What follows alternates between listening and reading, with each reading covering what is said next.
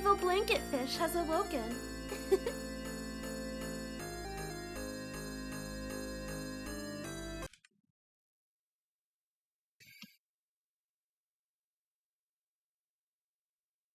Okay, testing. Game sound coming in. Alright. Everything's coming in and working. So, we are continuing with Mary Skelter 2. We left off last time. We were in Chapter 9. We had just destroyed the core and gone to the next floor, but not, met the nightmare or fought it yet. So I believe that's where we're ending up. So we basically need to fight the nightmare and then go into Chapter 10, where hopefully we'll get our last character, who should be Alice. They really flipped it around. They saved Alice for last, when in the first game she was the first character. Arguably the main protagonist besides Jack.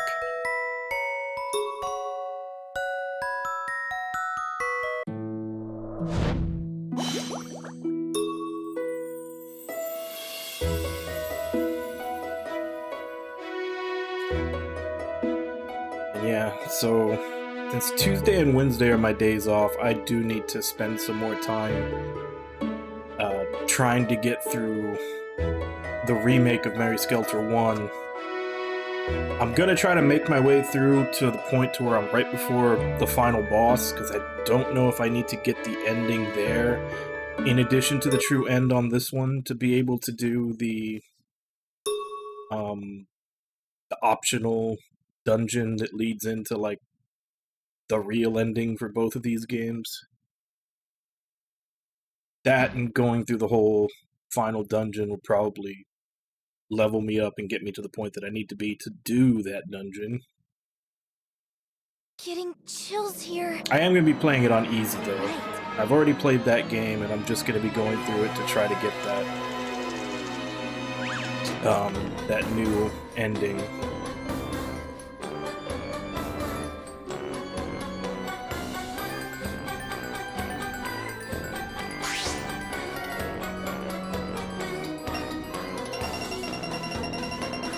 Is this where I ended up?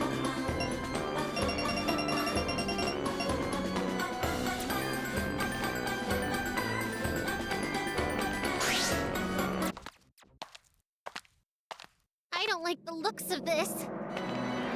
Scary.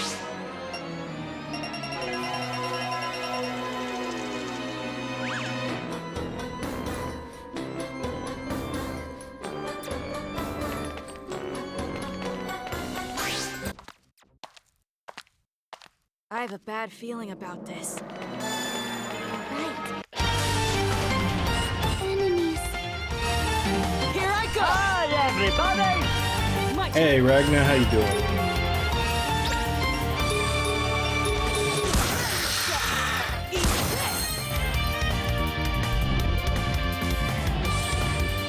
I can do this.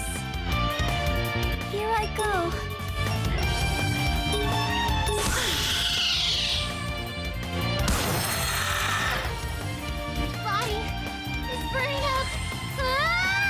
Yeah, but the endings to this are based entirely upon, like, dialogue choice that you make right before the final boss. And then the first game had multiple endings. It had a normal ending and then a true ending, like, for each girl. And then, like, the actual, like, full ending leading into Mary Skelter finale is the one that you have to do the extra dungeon in the remake for the first game.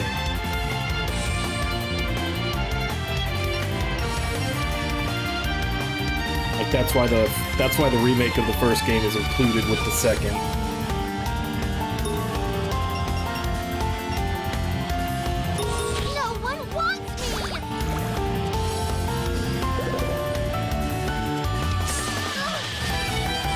I'm actually curious, though, now that it is released on Steam, Let's go! is data from the original first game transferable to the remake of the first game on this. I'll do this.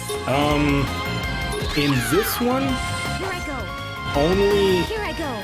if you don't only if you like overwrite your save We won! and get the answers wrong. Finally. Tired. Because it's literally just some, like, I think it's 3 questions before the final boss, and if you answer them wrong you get the bad This ending, if isn't you so answer them good. right you get the true ending. You should be very careful. And then if you go into the remaster of the first game like I did, which is just answering the question that it gives you, where it starts you right before the final dungeon, I think it has you ready to get the true endings there. Because you need the true ending for the first game and the second game to unlock the extra dungeon that gets you the full ending.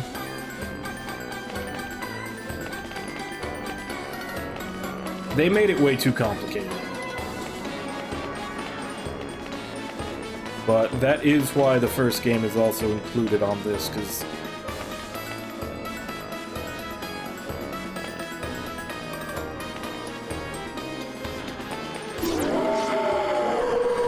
well, the first game in the first game it was missable, because there was some scenes that you needed to see that don't show up anymore past a certain point in the game.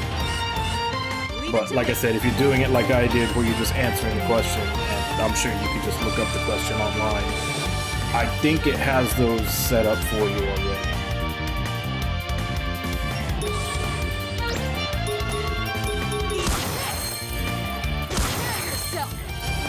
I can do this.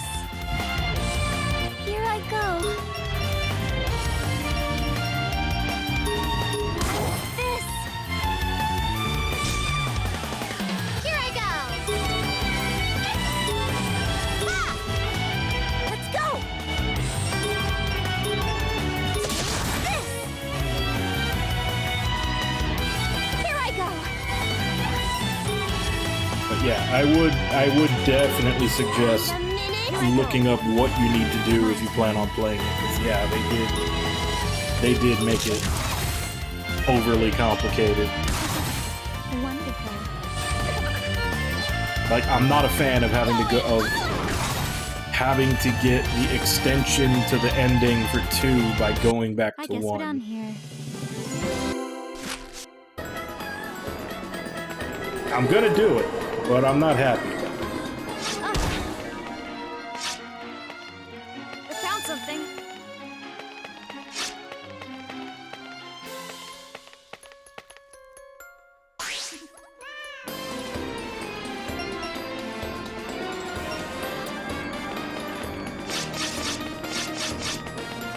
Yay!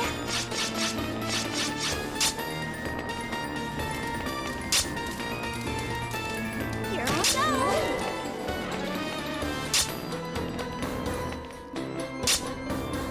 I found something.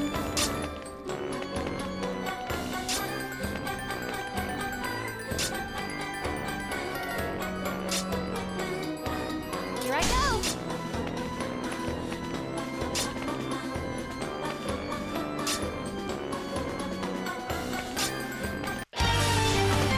Is that a breakable wall? Prepare yourself. Leave it to me.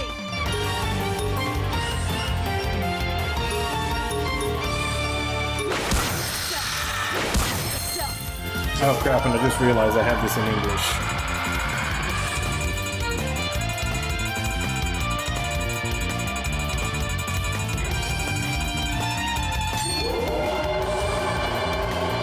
Which means probably none of the cutscenes will be voiced. So I'm gonna have to save and reset to change that. This. Do my best. Are you ready? Let's go.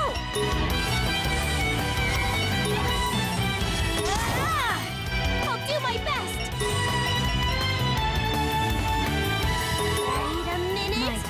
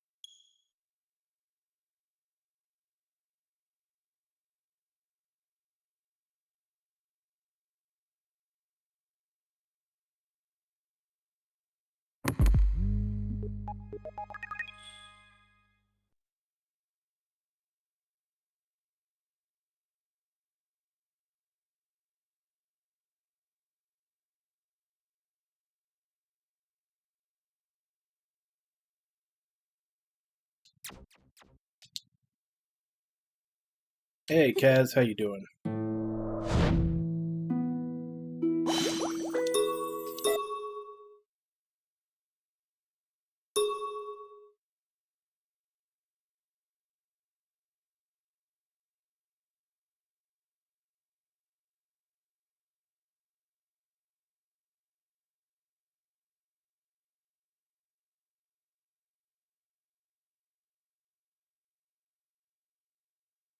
すごく嫌な感じがする。そうだな。白雪に任せてください。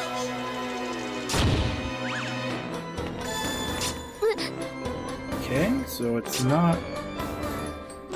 Can't blow it up.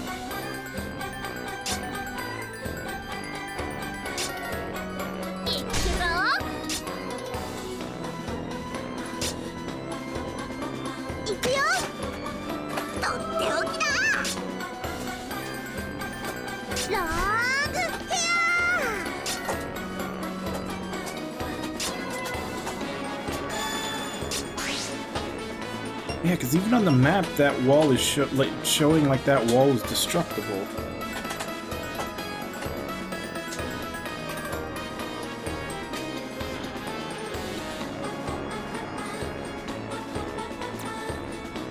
Well, yeah, everybody knows that the superpowered character has to be, you know, the good old down-home person. Like Superman started that. You gotta have those good old small-town values growing up before you can be the strongest thing that ever was.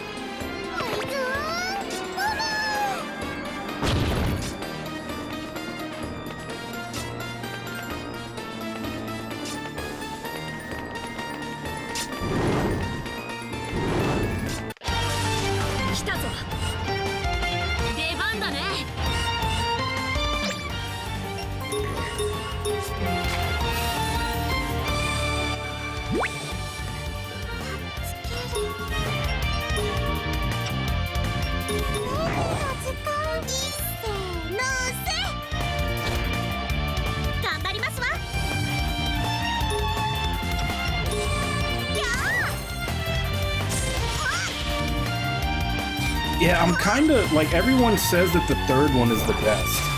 That one, at some point, because I've only ever played the first one, so at some point I want to go through the rest of the series, which is, you know, 2, 3, 4, and even Revolutions also.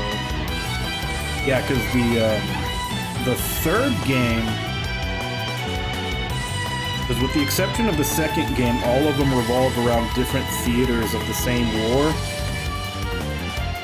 And supposedly the third game is kind of like the Special Forces unit. The whole, like, you know, they go on the dirty missions, and if they get caught, you know, all knowledge disavowed.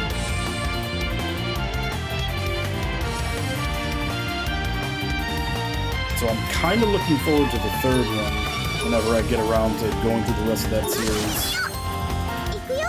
The second one apparently is the worst because it's after the war with a bunch of kids that are in military school.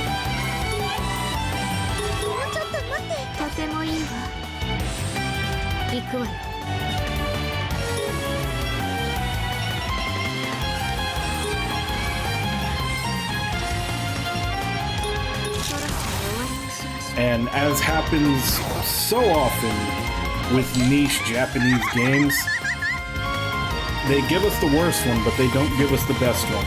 So the third one is only fan translation.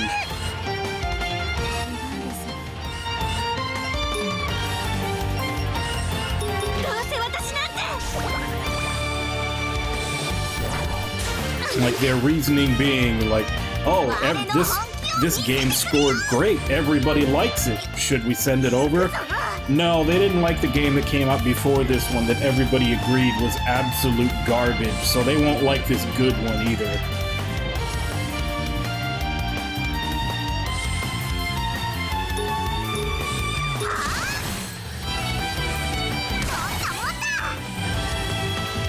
I think 4 got rolled back more to, from what I've heard, 4 got rolled back to being more similar to 1.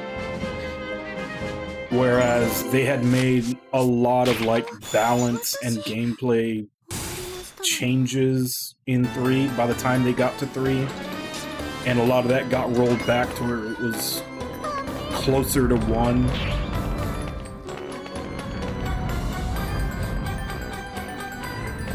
Okay, so I'm guessing that is where the nightmare is. We need to find a key first.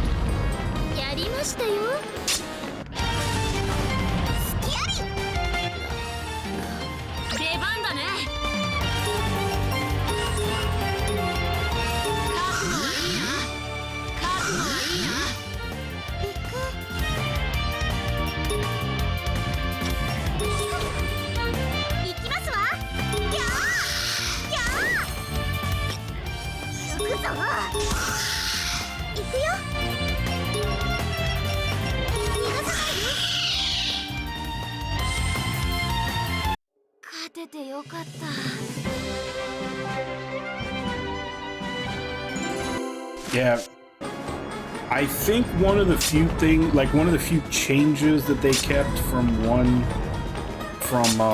2 and 3 into 4 was basically just finding ways so that the game can't be broken in half with scouts. Since that was essentially the whole thing in the first game, is that you could just use scouts to absolutely demolish every map. Like scouts in conjunction with the orders.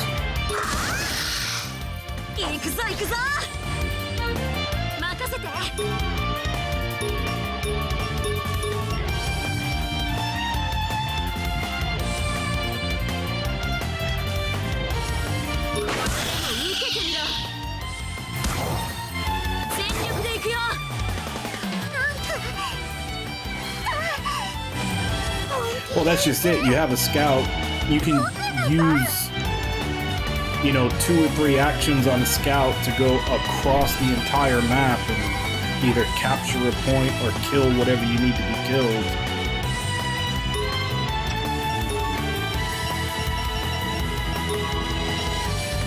Which, I mean, in that sense, Alicia was as OP in gameplay as she was in the story.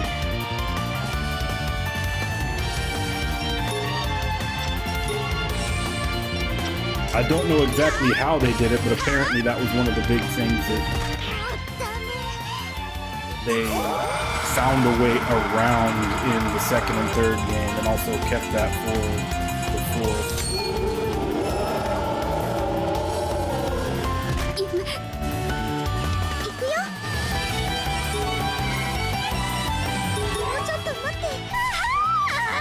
Oh, goddamn. Please hit the enemies. Please hit the enemies.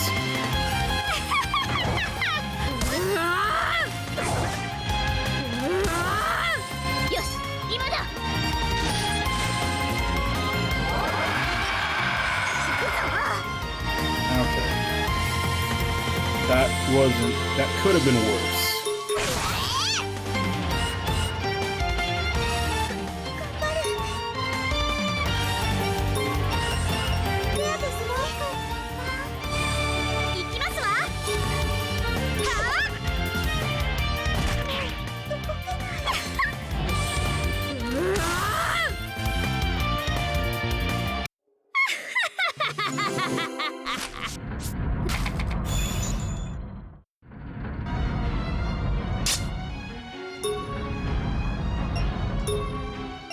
Yeah, this is not great. They're all on the verge of going crazy.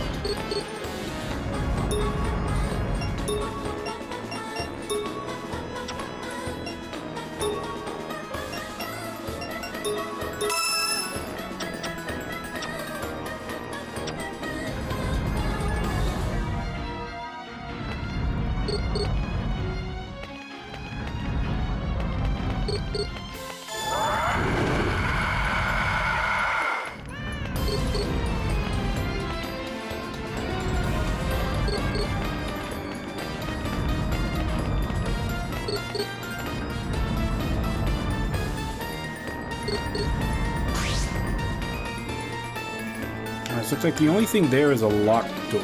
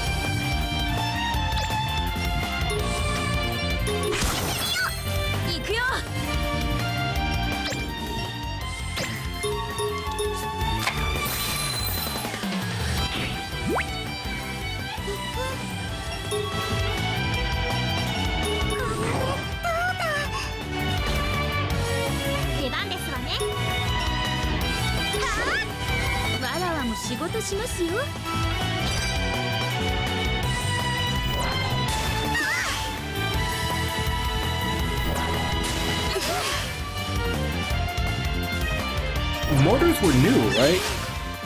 Because you had grenade launchers in the first game, but I don't remember there being mortars.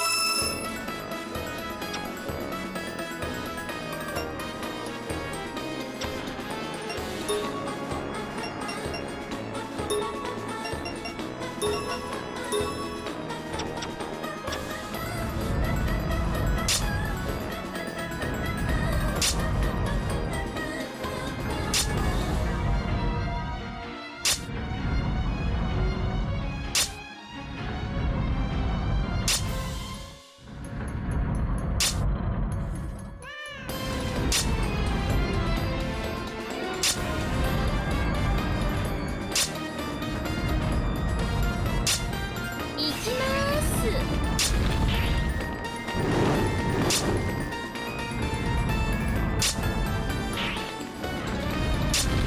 やりましたよ。発動しますよ。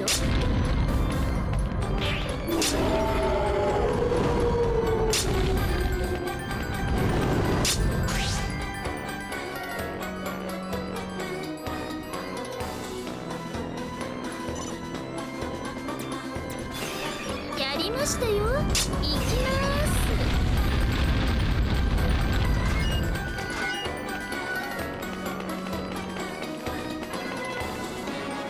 開通です。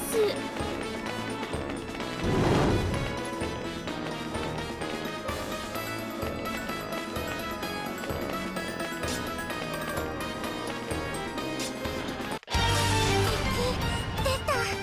覚悟。よし来た。行くぞ行くぞ。出番だね。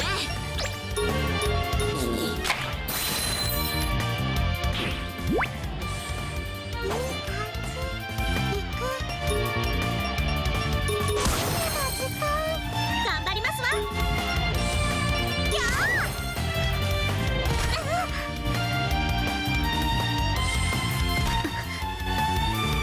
頑張る。もうちょっと待って。行くわよ。これで味わいなさい。すごいすごい。勝ててよかったね。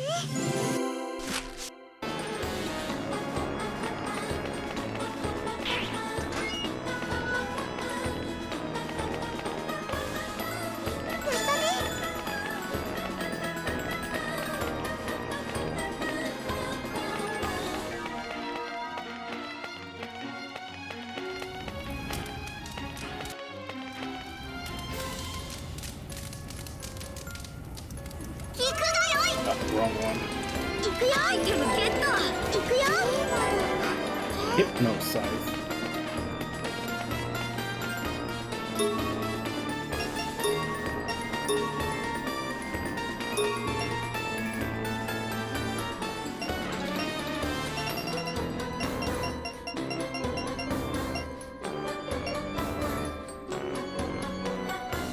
I already had one that was at plus 60.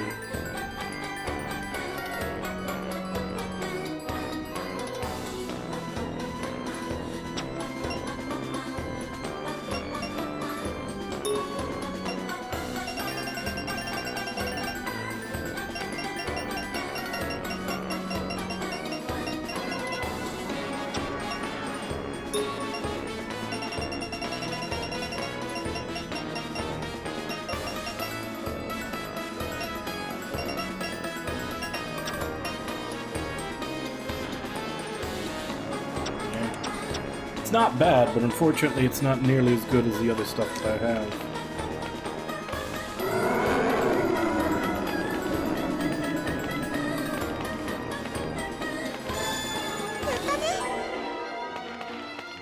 That's not the key I'm looking for. 来たわ。よいぞ。行くぞ。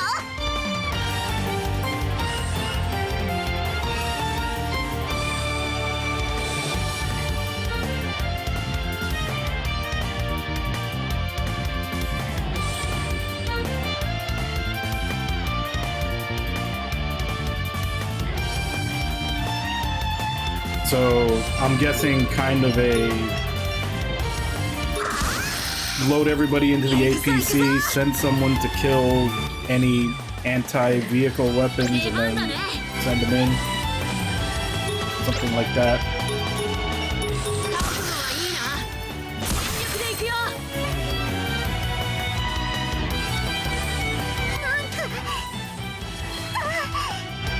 覚悟。倒す。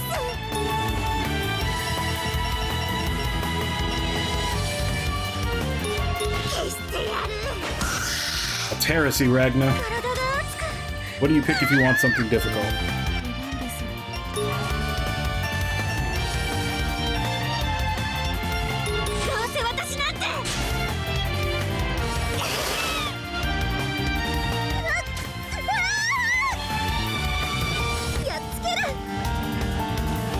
I mean, well, in this case, seeing as how Valkyria Chronicles are tactical games, I mean, there is a level of challenge that kind of needs to be there to keep it interesting.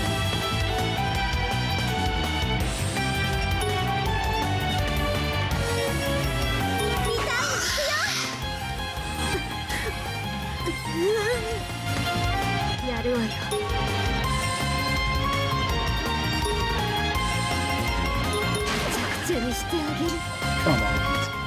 我慢できぬ。ぶちのめし、ぶっ潰す。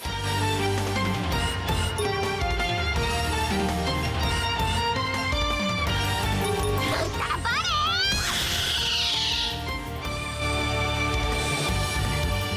勝てると思った。終わったか。おはよう。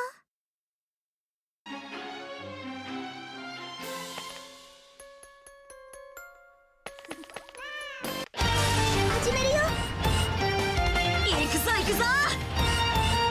任せて。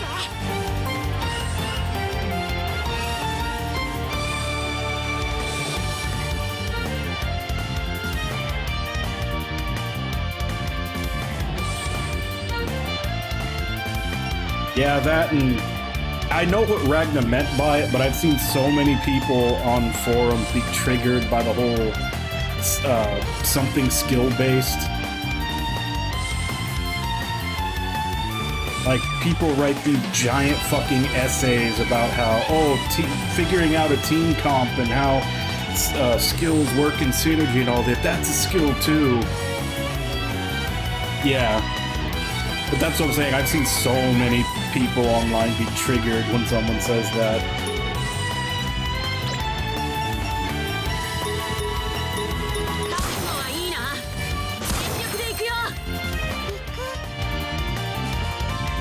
And it's always the two camps. It's like the people that say that there's no skill in turn-based stuff, and then on the other side is the people that's like, oh, well, the stuff you play is just button mashing. Like, neither side is willing to recognize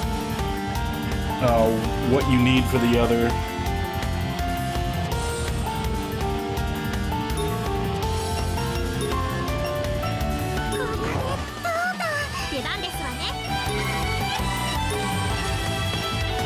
I think, like, every time someone brings up that particular side of it, it's always like, oh, well, the games you're talking about that are skill-based are just mindless button mashers. You don't need to use your brain for those.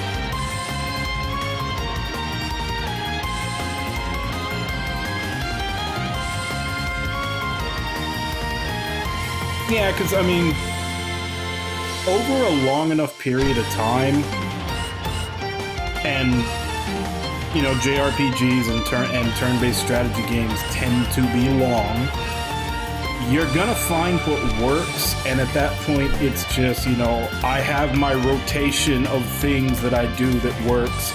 And yeah, there may be one or two fights over the course of the game where you have to rethink that, but for the most part, you found a combination of things that gets you through 99% of fights, and you do that.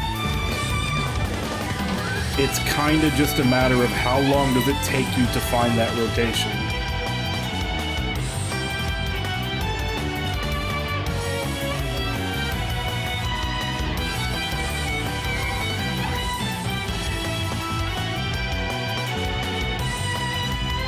Yeah, and that's the thing though, because when your difficulty and all that is based upon, like how you say, and the ones where the more freedom you have to do it your way, then I've talked about this a few times, but then it comes down to the problem then falls upon the game devs to, do we make this game so that you have to min-max and be as strong as possible? Do we make it difficult for those people and make it completely inaccessible for the people that for one reason or another can't or won't build that way?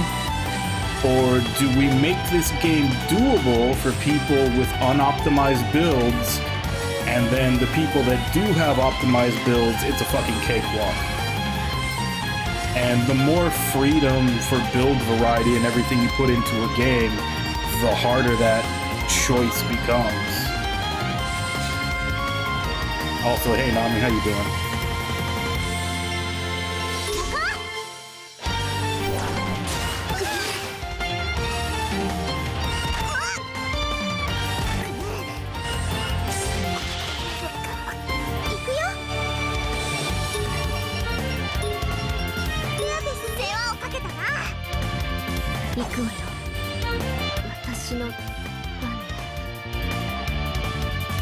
Yeah. I mean, even in competitive games, they have a similar problem in, do we balance the game around, you know, the esports competitive players, or do we balance it around the casual player? Because a character that is good in the hands of an esports player may be absolute shit in the hands of the casual player, and vice versa, because, you know, there's a lot of pub stompy things you can get away with lower skilled characters that would make them great in lower ranks, but terrible in higher ranks where everybody knows how to counter it, and that's the only thing they have going for them. Like, so it's that same thing. Do we balance the game around the needs of, like, the top masters level players?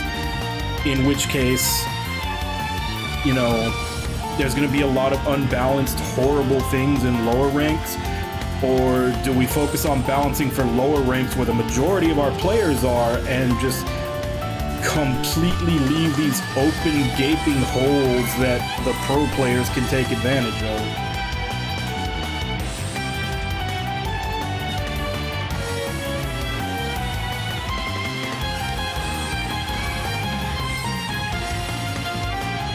Too much buffalo.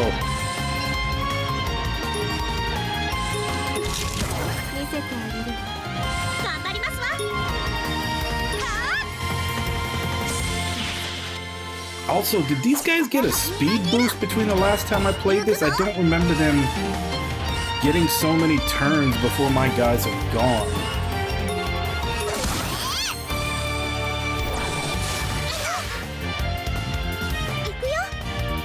Not to mention, they're hitting fucking hard.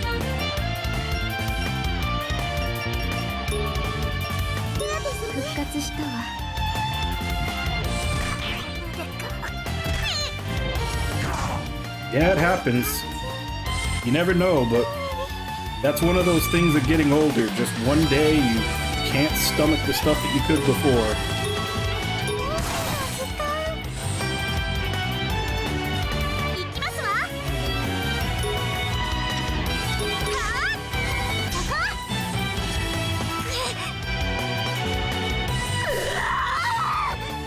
And now here is the result of us getting our asses beat by these guys going faster than us.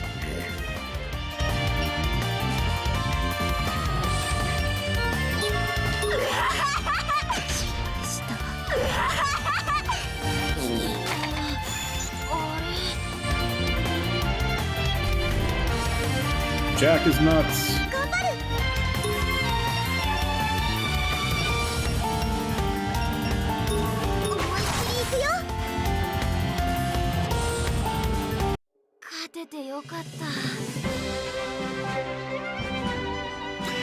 Buffalo is not referring to the animal, it's referring to Buffalo, New York, the city where allegedly they were first popularized.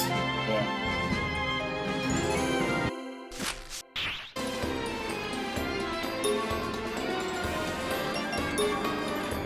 I mean, who knows if that actually was the first place where they came up with them, but the sauce, I mean, not so much the wings. I mean, they're just chicken wings.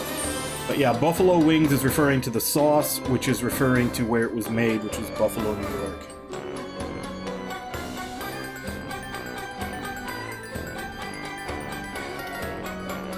Not really, because I'm pretty sure those memes originated from other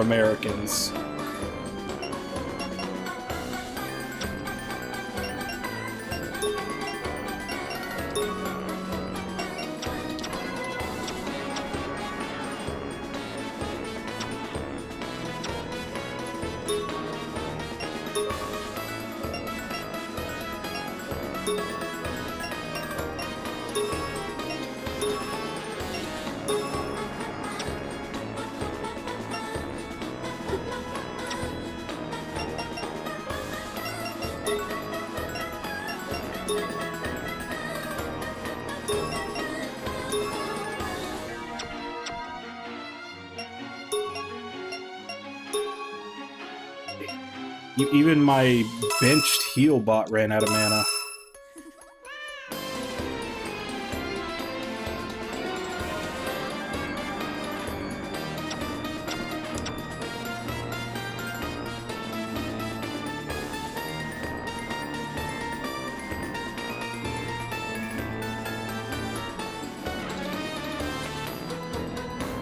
I would imagine so, but I've never had any. But I would imagine it would taste similar, just, you know, leaner.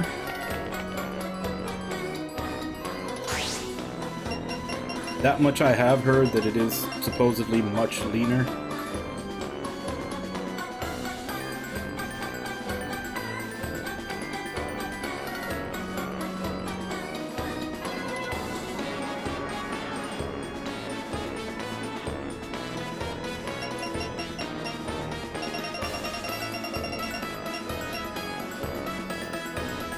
Yeah, and then there's... I forget what all the different definitions were, but there was another video that I watched a while back where, like, if you just say buffalo 7 times in the English language, that's a complete sentence. Because there's been so many different meanings for the word buffalo in... both in, you know, regular, like, English and slang over the years. You can say buffalo 7 times and it's a complete sentence. I don't remember what each different meaning was to how it worded out, but it was a video I saw a long time ago.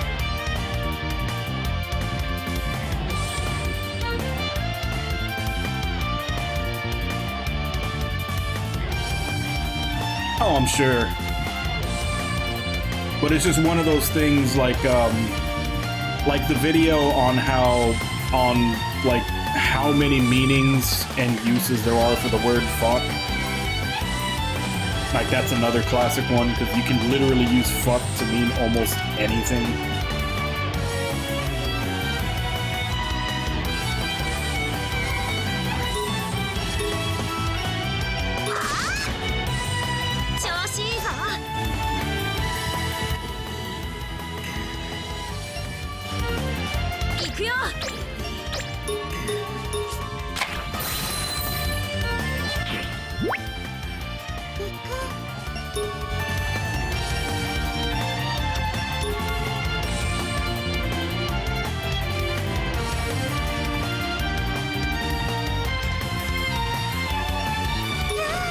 Oh yeah, and I mean, I don't think any language where that's possible, it's touted as being a sentence people would say. It's more just the, like, isn't it funny that this actually makes some kind of sense, or how ridiculous it is.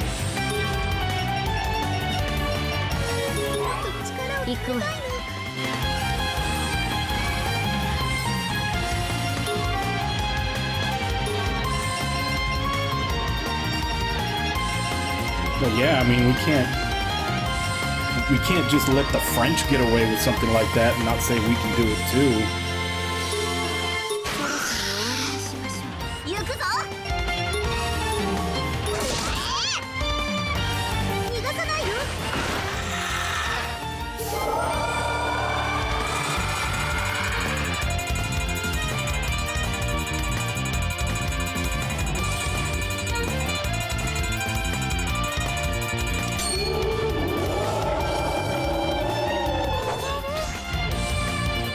I feel like I'm just fighting a never-ending battle to keep their corruption down lately.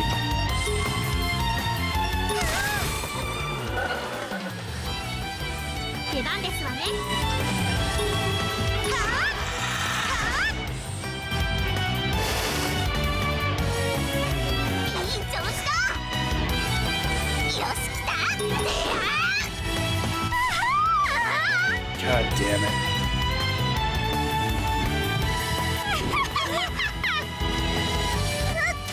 Well, at least the only one she killed was herself.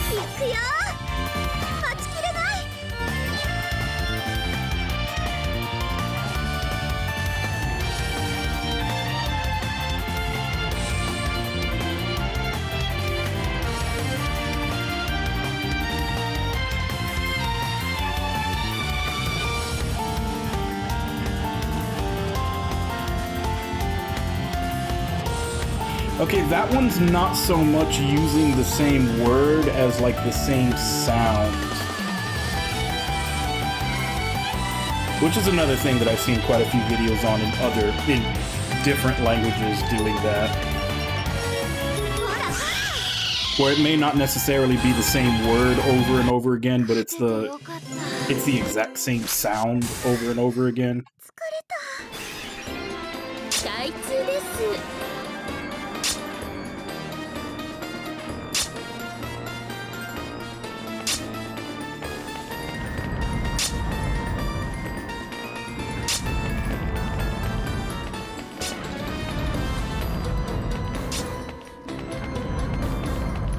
Yeah, like I know there was a couple I've seen that do that in like some Asian languages too.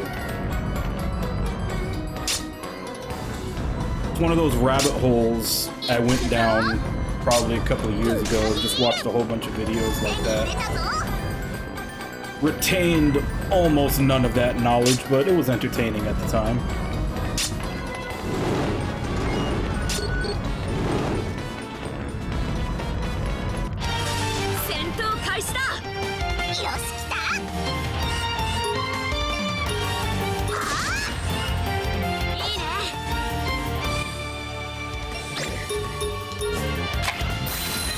'Oh crap, I forgot to revive Gretel.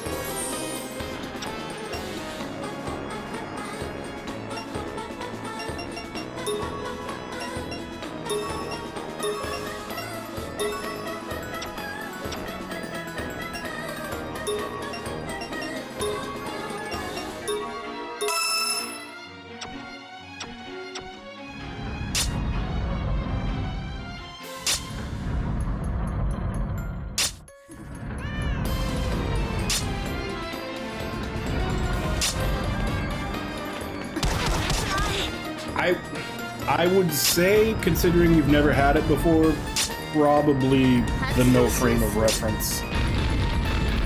Not any knock on your cooking ability, but, you know, it's usually hard to get a recipe right the first time in general, and especially when you don't know what it's supposed to taste like in the first place.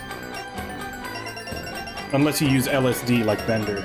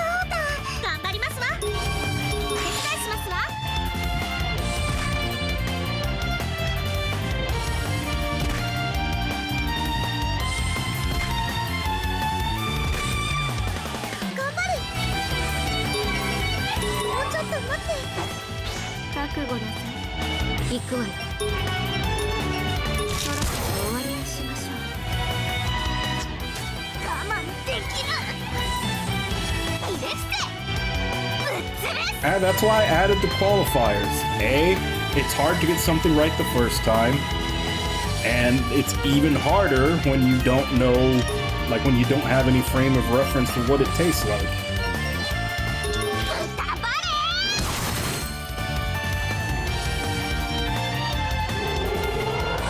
It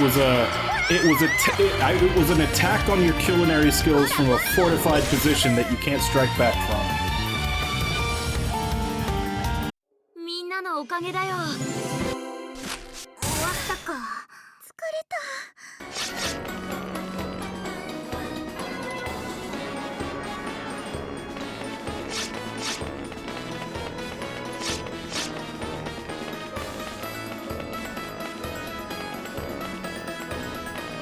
ラッキーですわ。 That wasn't anything. いいね。出番だね。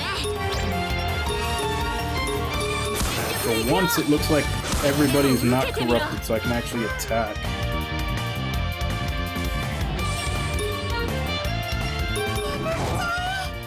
頑張りますわ。お手伝いしますわ。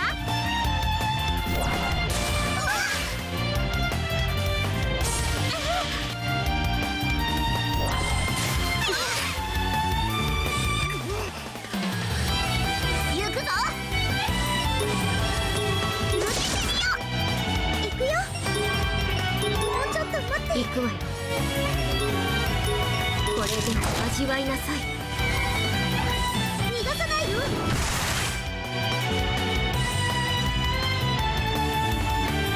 どうにか勝ちましたわ。成長期ですわね。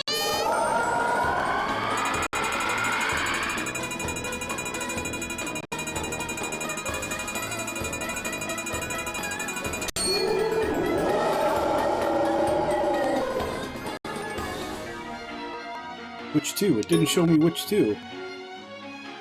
You got the bonus.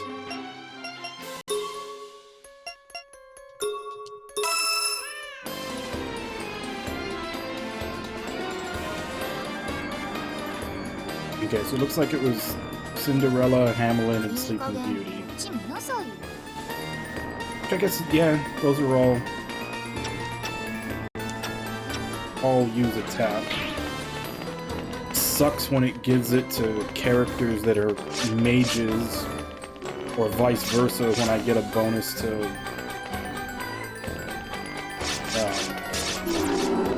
magic and it gives it to physical attackers.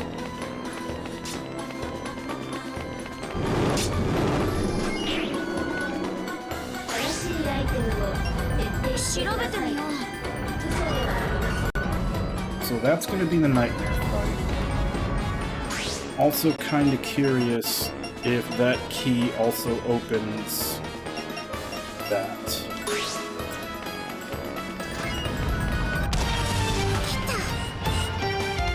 いい調子だ。行くぞ。行くよ。全力で行くよ。覚悟はいいな。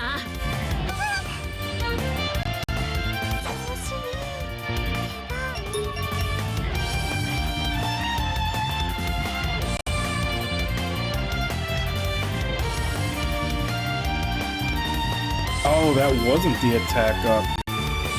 So she's just been losing magic points this whole time we've been walking. Fuck.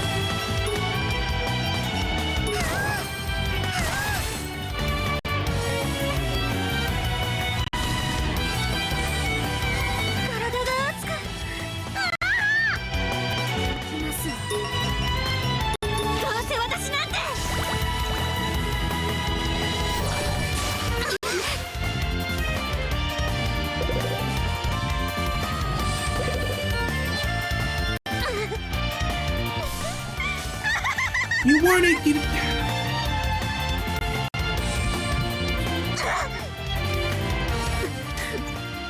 It's like the slightly less pink on her blood meter. The tiniest bit of corruption and she goes fucking nuts.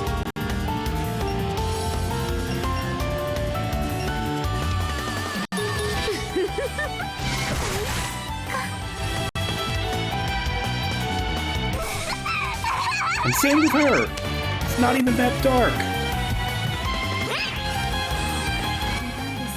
She just murdered herself.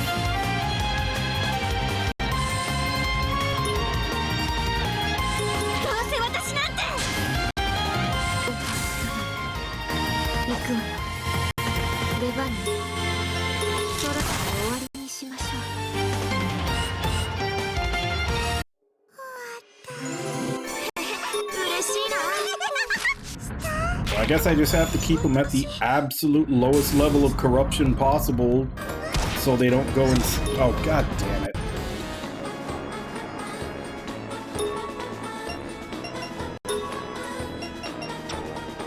Got into a random encounter while I'm right on top of a fucking fire trap.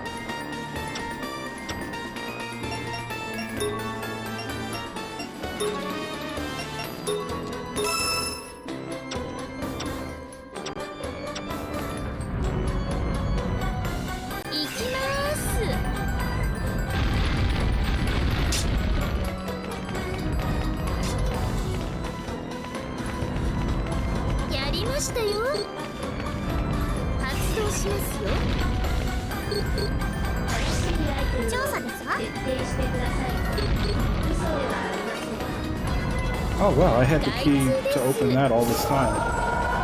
I just didn't check it because, you know, the fucking minecarts were in there.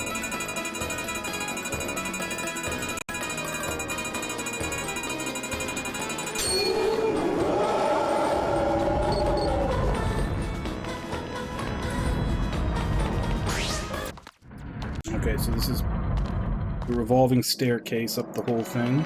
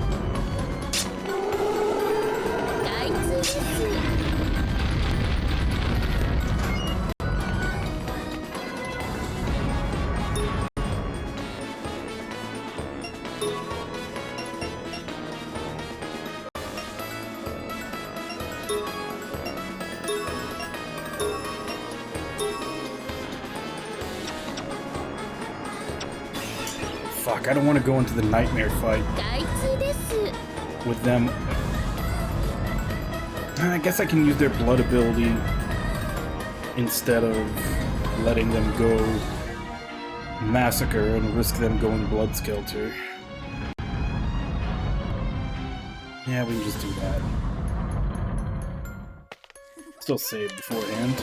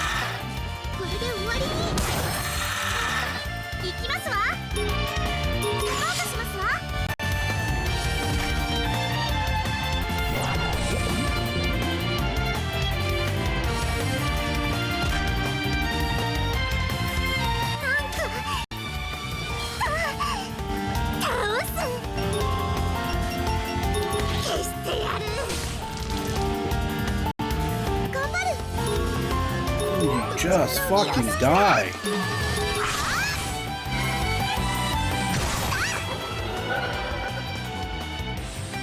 戦闘終了ね。おはよ Well, guess if nothing else, we're in a better position corruption-wise.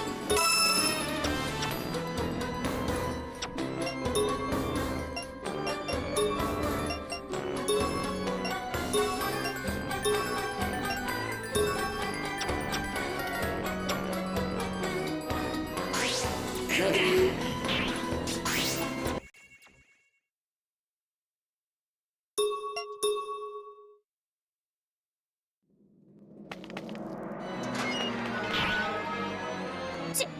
白い闇が出ましたわ。ようやく現れおったわ、ナイトメア。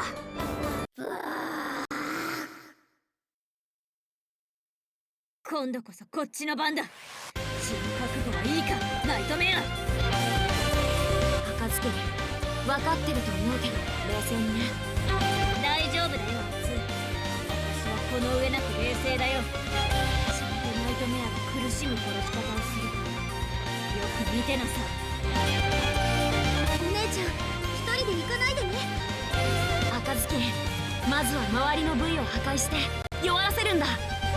そうしたら一気にみんなで畳みかけることができる。期待しておるからな、我の永遠のライバル赤ずきん。じゃあみんなうまく連携して部位を破壊しよう。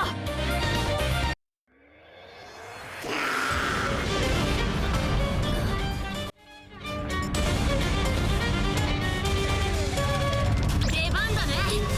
Speaking of which,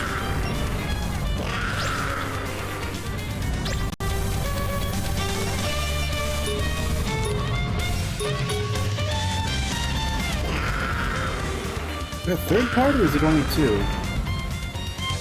全力で行くよ。覚悟はいいな。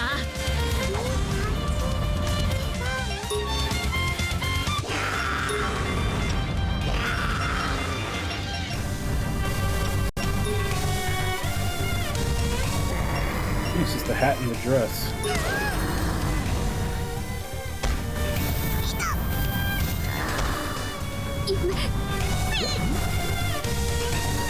Oh god damn it, I didn't even see she was poisoned.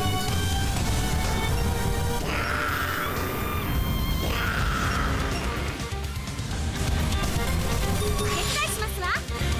覚悟任せろ。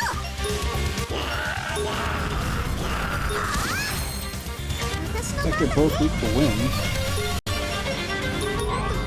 いい感じだわ。出番だ。味わいなさい。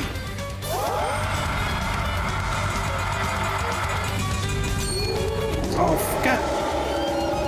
I can't believe I missed one that slow. I wanted to get rid of the poison so I wouldn't have to waste a turn for it.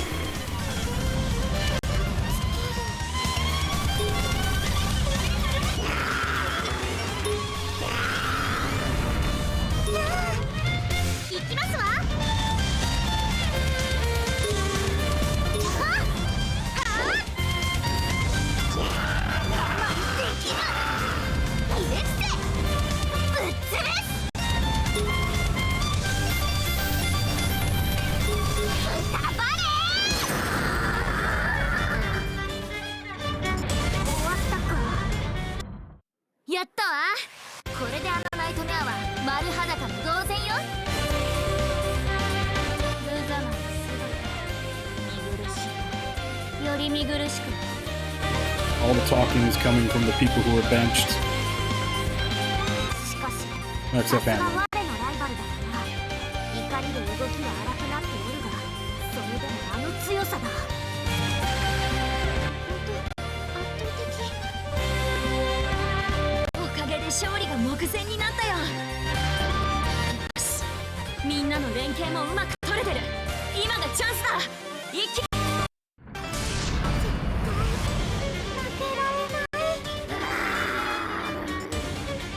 任せろ。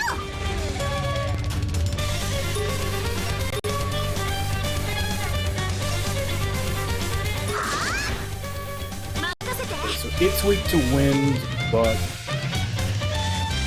okay, good. Her poison's gone. It's weak to wind, but the books are not.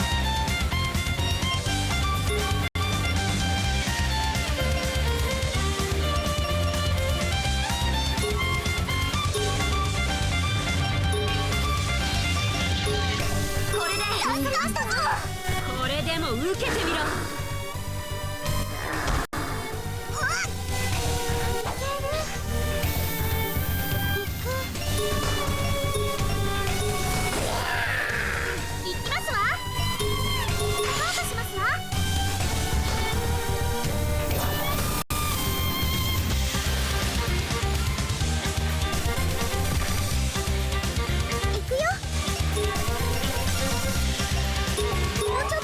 行くわよ。もう少し待って。任せろ。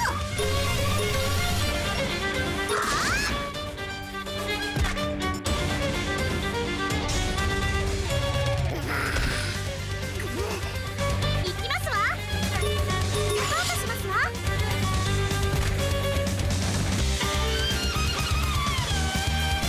思いっきり行くよ。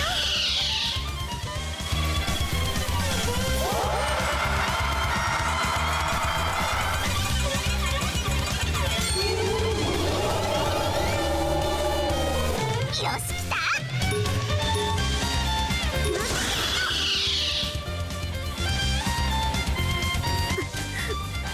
めちゃくちゃにしてあげる。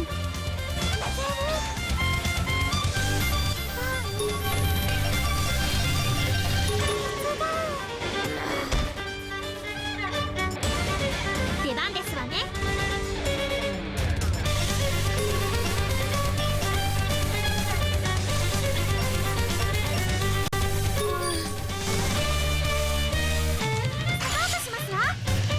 覚悟しろ。任せて。覚悟はいいな。全力で行くよ。我慢できぬ。恐怖しろ。ぶっ潰す。くたばれ。体熱い。待ちきれない。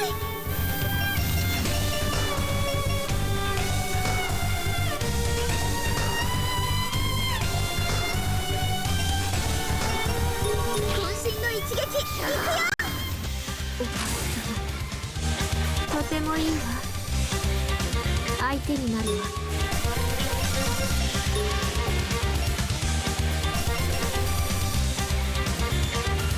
まだ止めるわ。すごいの。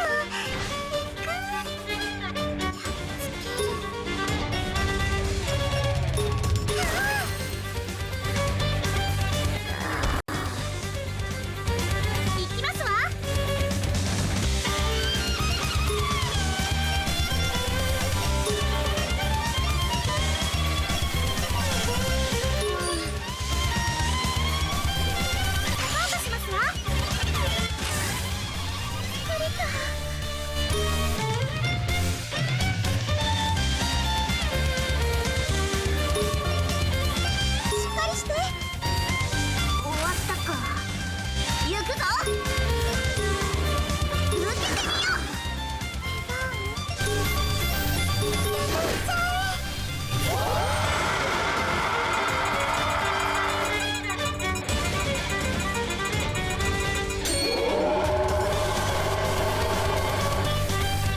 で味わいなさい。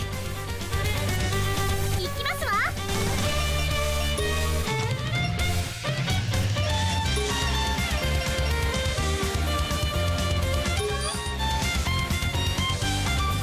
スタートしますわ。いける。頑張る。逃がさないよ。覚悟しろ。行くよ。覚悟はいいな。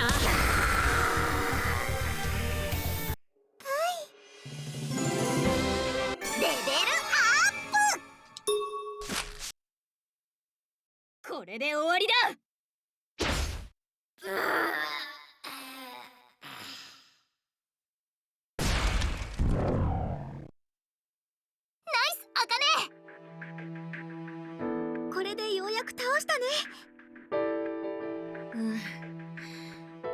最初の雪辱をようやく果たしたってところだね。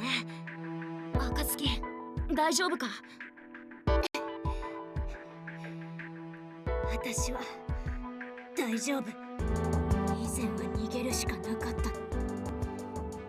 ナイトメア、本当に倒せるんだね。これならお父さんたちの敵を取れる。暁、さて、監獄島は伸びたか？ここからだとちょっと近すぎてよくわかりませんね。行ってみればわかるんじゃない？どうせ今から向かうんだし。それもそうですね。ついに監獄島に足を踏み入れるんですのね。どうしたシンデレラ、浮かない顔をしようって。ここよりもさらにたくさんのメルヘンやナイトメアがいるのかなって思って、それで。大丈夫だよ、シンデレラ。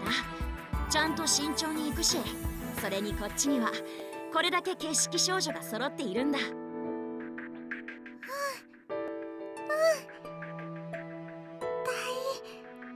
丈夫。僕も頑張る。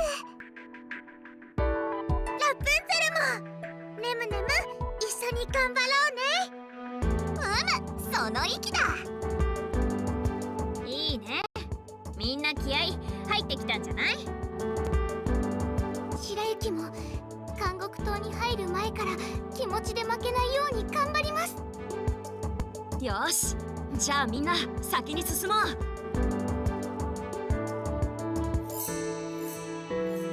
ここを越えたら監獄島の入り口だね。この先が奴らメルヘンやナイトメアの本拠地ってことだよね。我たちの悲願の脱獄ももうすぐそこって感じであるな。ただ監獄島の正面はさすがに厳重な警戒がされているでしょうね。以前の監獄島の裏口と違ってこっちは敵がたくさんいるって考えた方がいいと思う。慎重に行こう。特に暁、たとえナイトメアを見つけても突っ込んでいかないでくれよ。分かってるってば。冷静さを保つよう努力するって。どうしたんだ姫？アリスさん、どこにいるのかなって思って。これまでいろいろな場所を探索してきたけど、アリスさんだけがまだ見つかってない。だからちょっと心配で。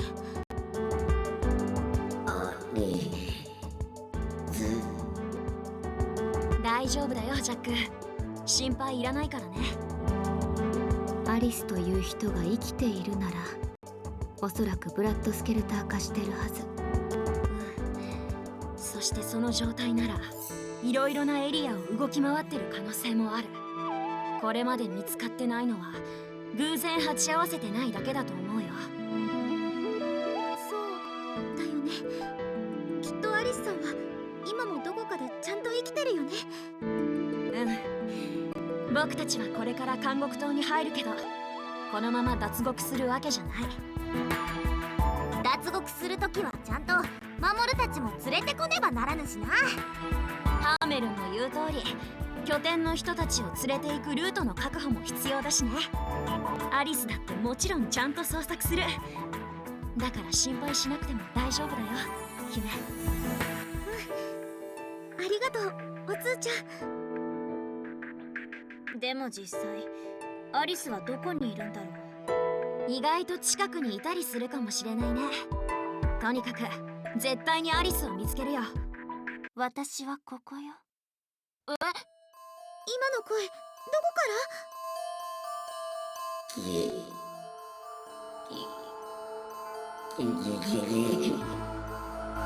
ら？ジャック、おい、どうしたんだ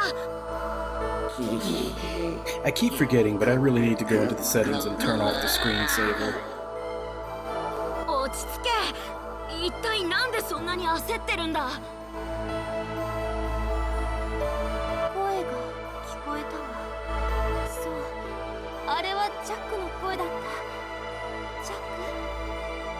はどこ？あなたはまさか本当にあなたたちハリス。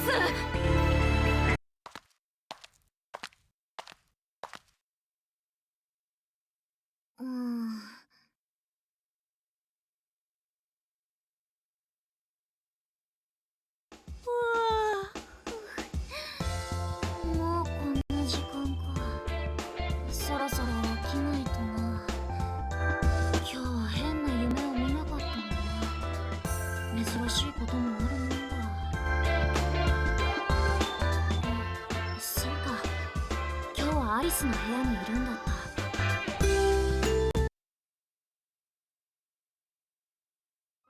ついに探してた景色少女が全員揃ったのか。そうなんです。やっとアリスさんとも合流できました。そうか、お前がアリスか。やっと会えたな。初めましてのようで初めましてじゃないね。あなたたちは？まあ顔なんて絶対分からねえだろうが、でも俺たちの声に覚えはねえから。もしかして。そうだよ、牢屋の中でのお隣さんだよ。あの時はありがとな。お前たちのおかげでこっちも生きる気力を失わずにいられた。それならよかったわ。そうか、守たちはアリスと知り合いだったか。顔は知らずとも友情は育んだぜ。素敵な再会ですね。そういえばジャックは？それはお通さんたちや守るみんなでこの新しい拠点にやってきたんでしょ？アリス、どうか心を落ち着けて聞いてほしいんだけど。 Yeah, puberty hit Jack pretty hard. じゃあこのナイトメアがジャックだっていうの？そうだ。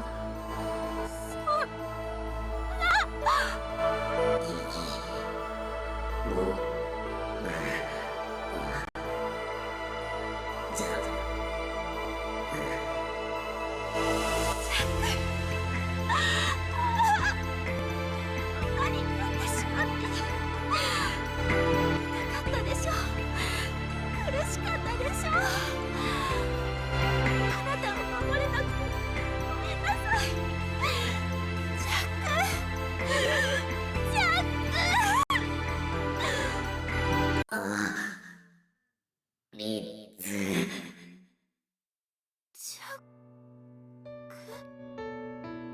ジャックさん、アリスさんにちゃんと答えてる。ジャック、私を抱きしめてくれるの？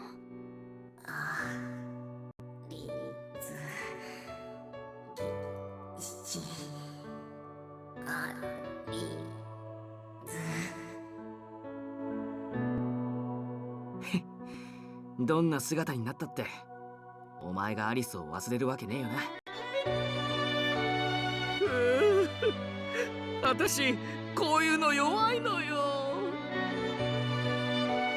かったね、アリス。ジャック。ジャックってば男らしいじゃない。よかったね、ジャック。アリスもよかった。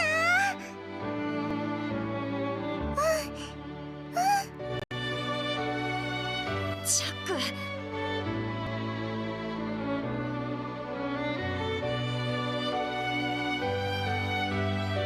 そうか、ジャック。君はそこまでアリスを。私ってばみんなの前で。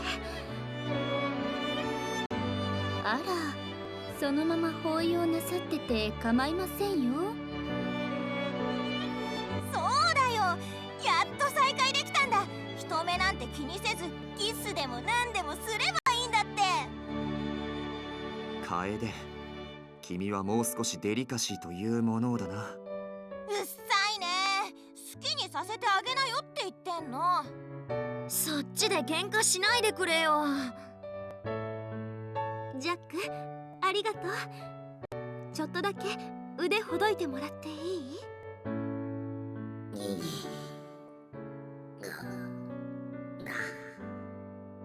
それでアリス、君は今までどうやって生き延びてきたんだ？最後はブラッドスケルター化してたのに、どうやってそれが解けたんですか？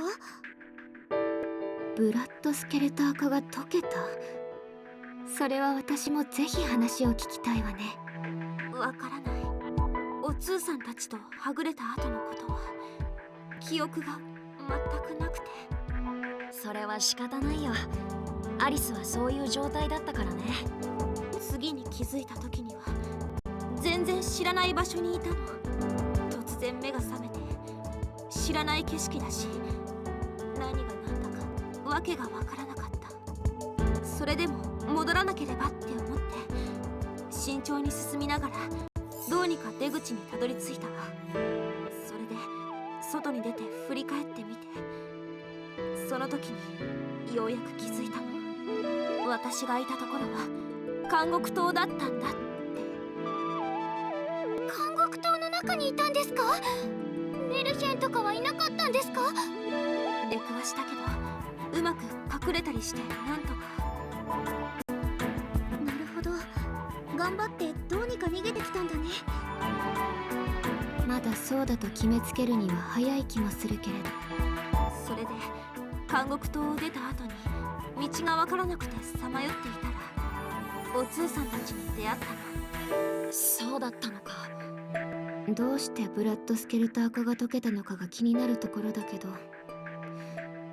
どうやら答えは持ち合わせていないみたいね。ねえ、私の記憶がなくなった後、一体何があったの？それはジャックがナイトメアに攻撃されて、アリスは怒りでブラッドスケルター化してしまったんだ。ブラッドスケルター化？さっきも出た言葉だけど、それは景色少女にはブラッドスケルター化っていう特殊な状態があってね。その状態になってしまうと我を忘れて暴走してしまうの。それでナイトメアとアリスと僕たちで三つどもえのような形になってしまったんだ。それでチリジリになっちゃったんだよね。あの時はまだアリスを元に戻す術を知らなかったから何もできなくて。そうだったの。私はなんてことを。お通さん、人魚姫さん、若月さん、本当にごめんなさい。私は取り返しのつかないことを。大丈夫だよアリス。僕たちは無事に生き延びられたんだから。君が無事でよかったよ。アリスさん、怪我とかは大丈夫？こうして無事に再会できたんだから、細かいことは気にしない気にしない。お通たちが探してた仲間は貴様で最後だ。無事に集まれてよかったな。勇者の一行がどうとか言わないのね。忘れてたわ。でも今は言わなくていいわよ。ダメなのか？メル、言っちゃダメ。とまあこんな感じで賑やかなメンバーになったもんでね。改めてよろしく頼むよアリス。喜んで。さてじゃあもう一度監獄島に向かおうかと思うんだけど。もしかして監獄島に行こうとしていたの？それなら元街道沿いエリアからは入れないわ。そうなのか？あっちは結局行き止まりだったから。となると元墓所エリアの方から入るしかないみたいだな。結局まともな入り口は一つということなのね。まあちゃんと入り口が残されてるならこの際どこだって構わないよアリス。僕らは元墓所エリアから監獄島へ向かうけど、君はどうしたい？ちなみにジャックはいつも僕たちと一緒に行動してるよ。ジャックのためにも私行きたいわ。どうか一緒に探索に連れてって。そう言ってくれると嬉しいよ。じゃあよろしくね、アリス。ええ、こちらこそ。じゃ I あ think みんな she'll be taking 今日は Cinderella's 一旦 place 解 in 散 the しよ party. ボツ、ちょっといいか。この後2人で話したいことがあるんだ。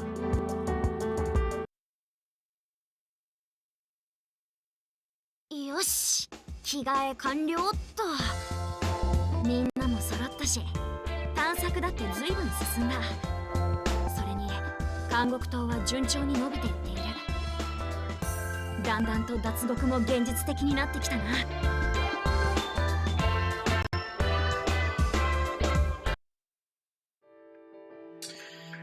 Alice can use rabbit jump to jump across 5 squares. Is it up to 5 squares, or does it have to be exactly 5 squares? Because if it's up to 5 squares, that kind of invalidates Gretel's bread teleport thing.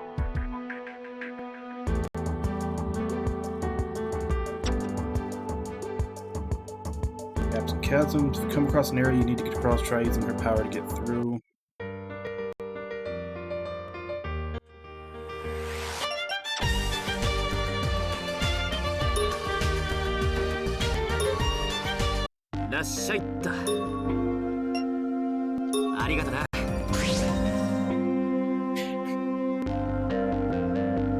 I needed 10 hunger roulettes, and I got 28 throughout the course of that. Whereas the one for libido, I had to do almost 3 full dungeons to get the 10.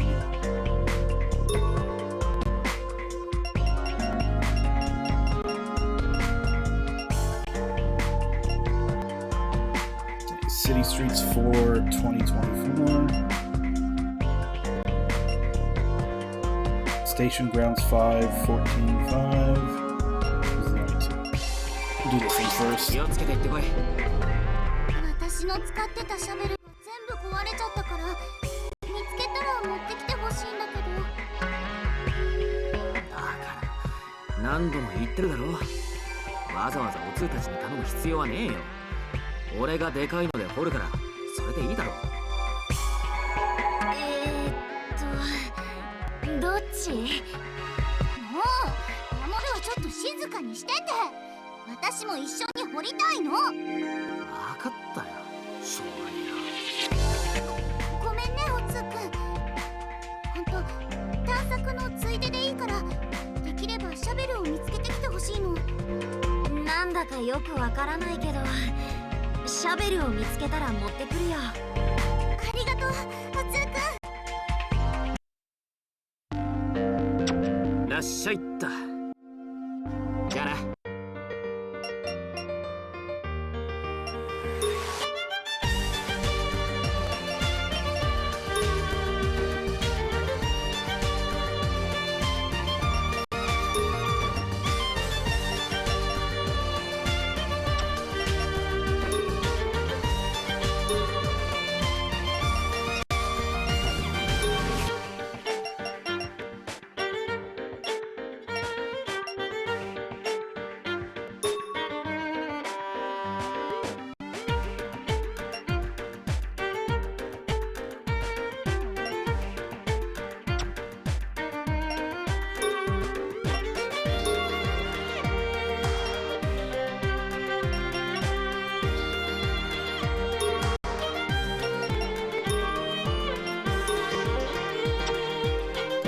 Full party now.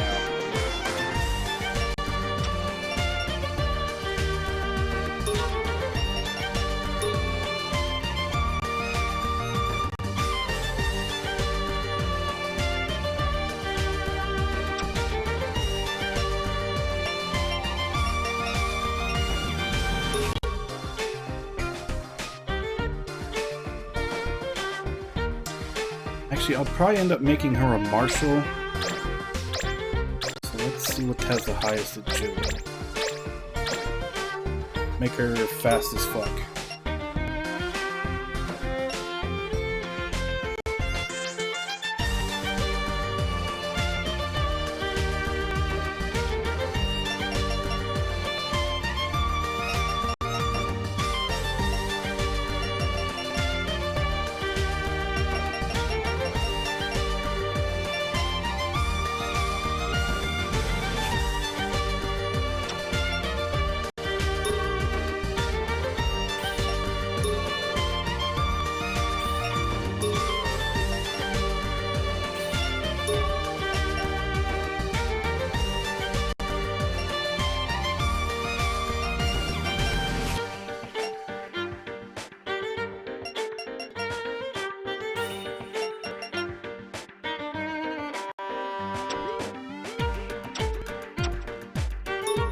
よく来た。 Let's get her classes. 職業を変えたいのか？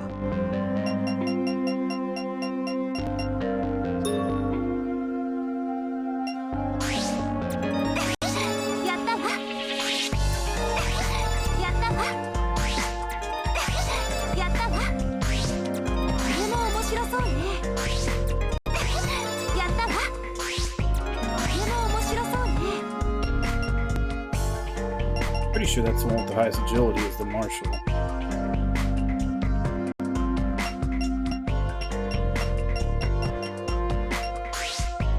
これもありでしょ。他に用事は？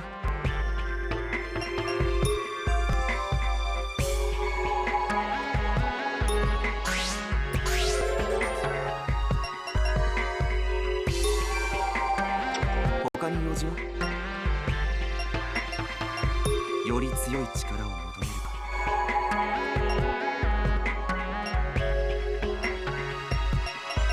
So everyone else is at 12. これでもっともっと楽に、これでもっと、これでもっともっともっと楽になってみせれば。 Don't have enough to get her up to there. She's only at 9. 他に用事は？ We'll get her up later. .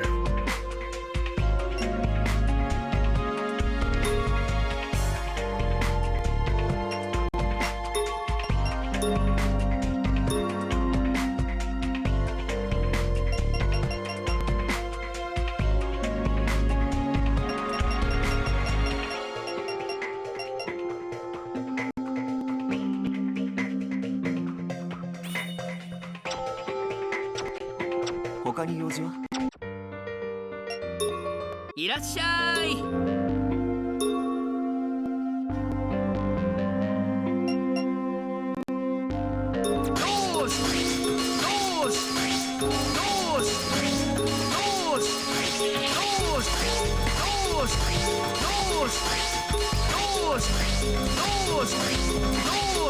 れ以上の強化はできないね。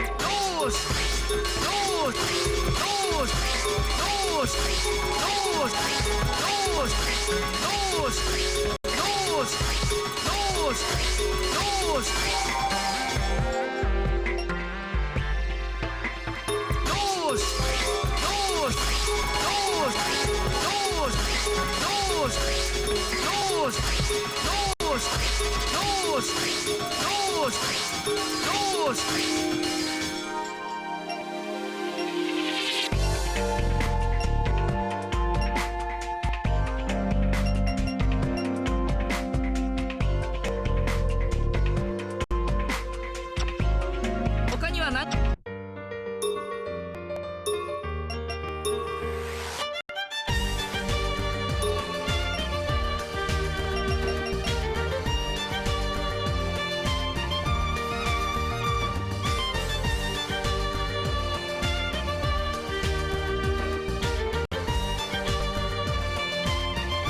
っとこのまま？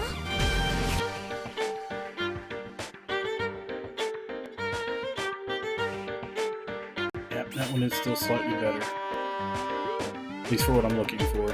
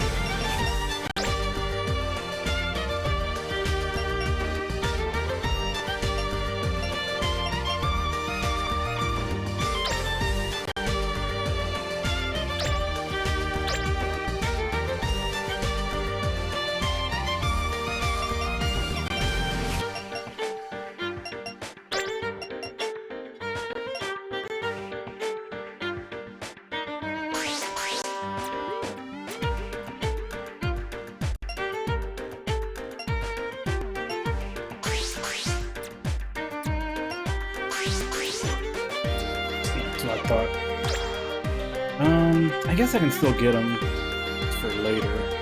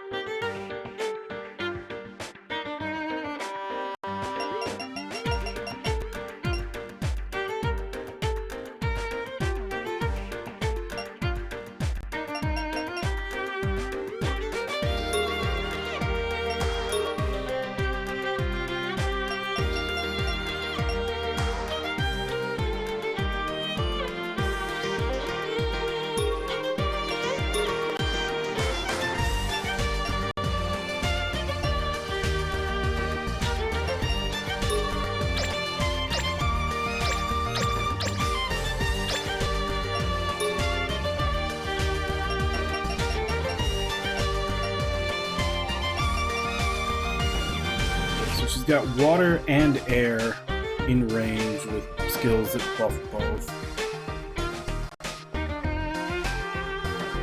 Got more stuff I want to put on her, but she needs more skill slots first.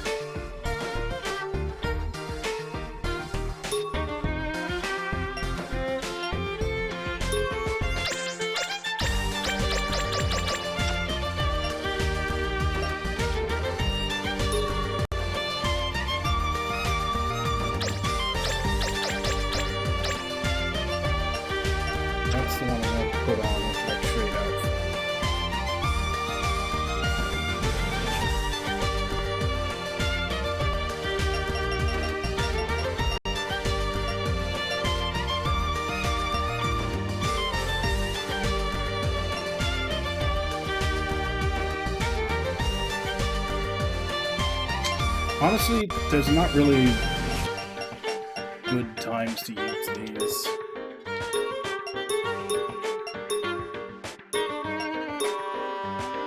Put those two on instead.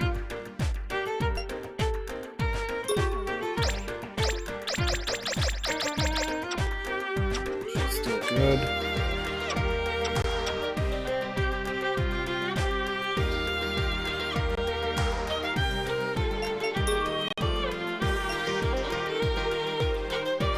Probably have a bunch of gifts to give her, which is going to cause more scenes, so let's get the normal scenes out of the way first.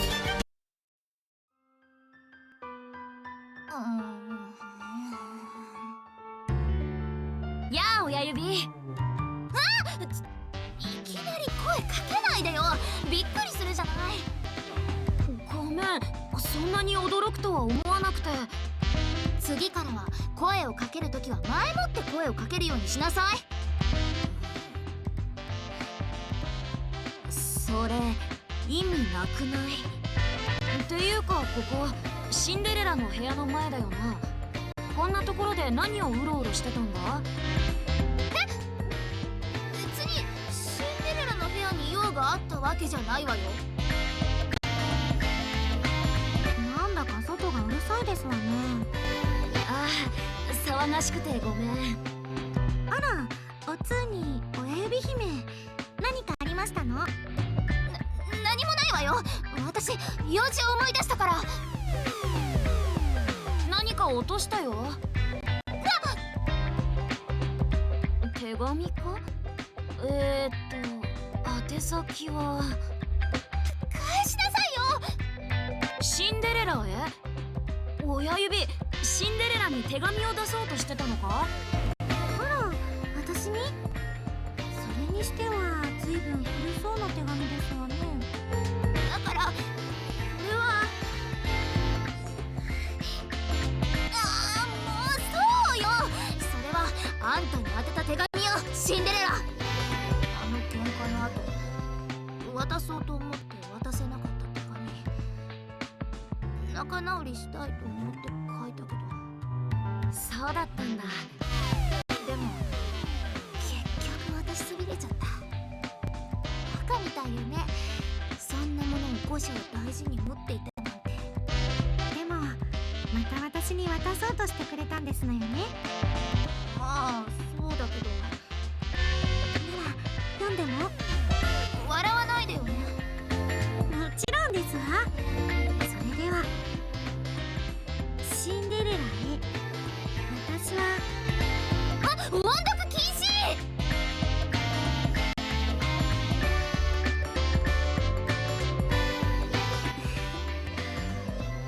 親指姫はこんなことを思っていましたのね。なんて書いてあったんだ？それは書いた本人の名誉のためにも秘密にしておきますわ。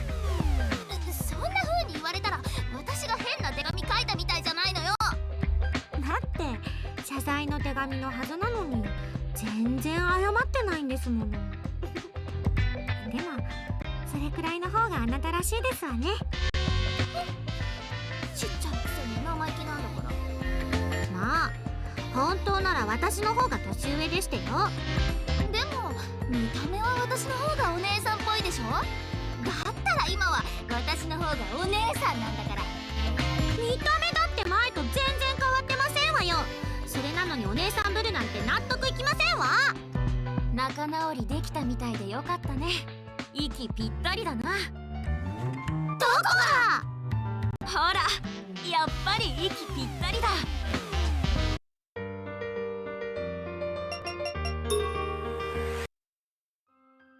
そういえばおつーと人魚姫はどんな結婚式をしたのだ？結婚式？おつーと人魚姫は夫婦なのだろう。夫婦になるには結婚式をしないといけないとどこかの漫画に書いてあったぞ。また漫画か。そういえば結婚式はしてないね。僕たちは出会った瞬間から強い運命で結びついていたからね。そんな必要もなかったというわけさ。なるほどな。ではこれからするのか？する。そうか。と言っても今すぐじゃないけどね。結婚式をするには足りないものが多すぎるし。そういえばそうだな。ここには教会もウェディングドレスもなければ神父もいないからな。そういうことだ。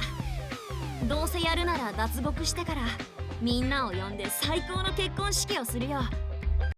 それはいいな。そのためにも一日でも早く脱獄しないとね。なん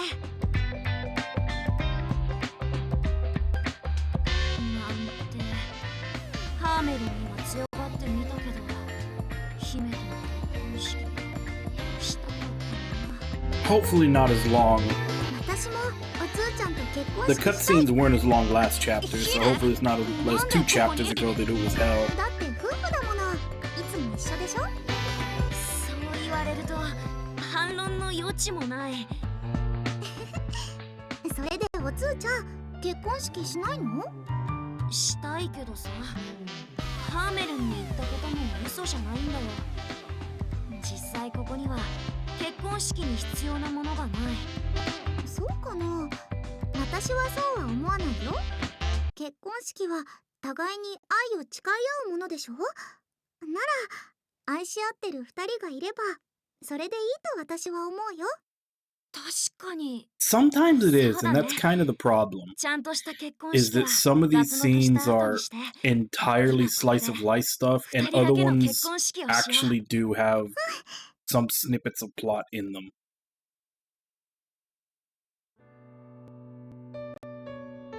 僕は姫を、人魚姫だけを一生愛し続けることをここに誓います。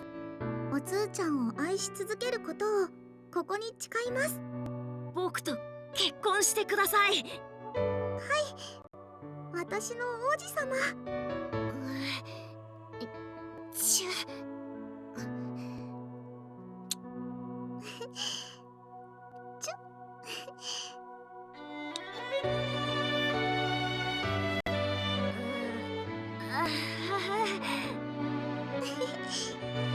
どうやら僕たち勘違いしてたみたいだね。だね。だってこの2人だけの結婚式はもう知ってたもんね。初めて会ったあの時、僕は君だけの王子になることを誓った。私はおつーちゃんの求婚を受け入れた。ねえおつーちゃん、なんだい姫。この2人だけの結婚式はみんなに内緒でたまにしようね。喜んで僕のお姫様。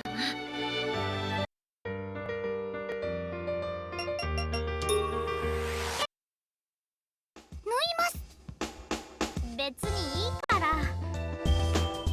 遠慮しないでください。白雪が縫ってあげますから。いや本当にいいから、どうせちょっとなんだし。ちょっとだからこそちょっと縫えば治るんですから、今のうちに直しちゃいましょう。二人して何の話だ？縫うとかどうとか。おつーちゃん、あかね様の服の裾がちょっとほつれちゃってるので縫ってあげようとしてたんです。別にいいって。申し出はありがたいけど、なんかめんどいし。いいえ、ほつれを見つけてしまったからには放っておけません。やらせてください。そう。ここまでやってくれるって言ってるんだし、お言葉に甘えれば。そうですよ。どうぞ甘えてください。わかったよ。じゃあやってもらおうかな。では早速縫いますね。よろしく。チクチク。いた。うわ、大丈夫？大丈夫です。すみません。ほんの少し針で刺しちゃっただけなんで、すぐに縫い終わりますから待っててくださいね。チクチクチクチクチクチクチクと。よし、できました。ありがとう。あれ、なんか私の服と白雪のスカートが縫い合わされちゃってるんだけど。膝の上に置いてたから一緒に縫っちゃったみたいです。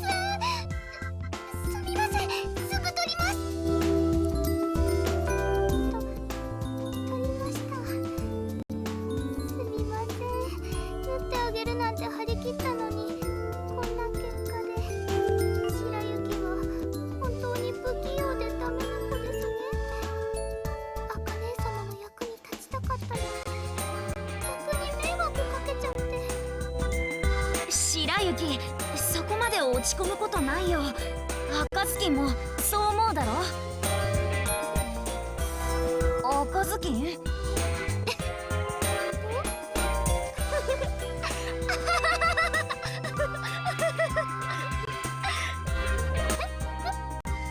して笑うんですか？何かおかしなことでも言いましたか？ごめんごめん。白雪の不器用っぷりがあんまりおかしくてさ。いやー、笑った笑った。おかしいって怒ってないんですか？怒るわけないじゃん。白雪が親切心でやってくれようとしたことなんだからさ。むしろ嬉しいよ。あかね様。赤ずきん、最初は断ってたくせに。これくらい別に縫わなくたっていいと思ってたけど、白雪が頑張る姿見てたらなんか気が変わった。茜様、もう一度やらせてくれませんか？今度はうまくやりますから。いいよ、もう気の済むまでやっちゃって。はい、頑張ります。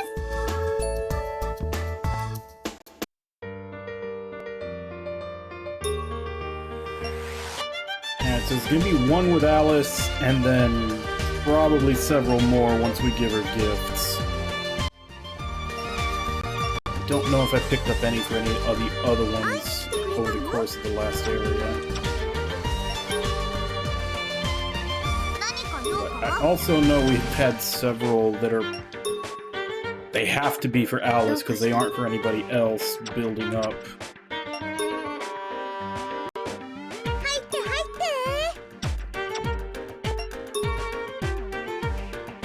て。どうぞ。どうぞ。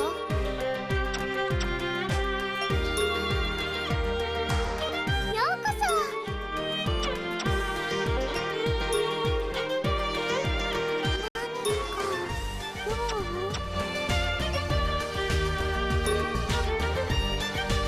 あら、ご用ですな。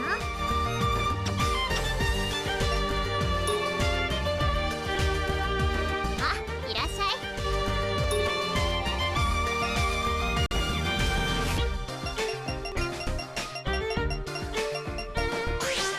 どんな部屋になるか楽しみだね。模様替えしてよかったな。私からもプレゼントがあるんだ。どんな部屋になるか楽しみだね。こういうのもいいね。私からもプレゼントがあるんだ。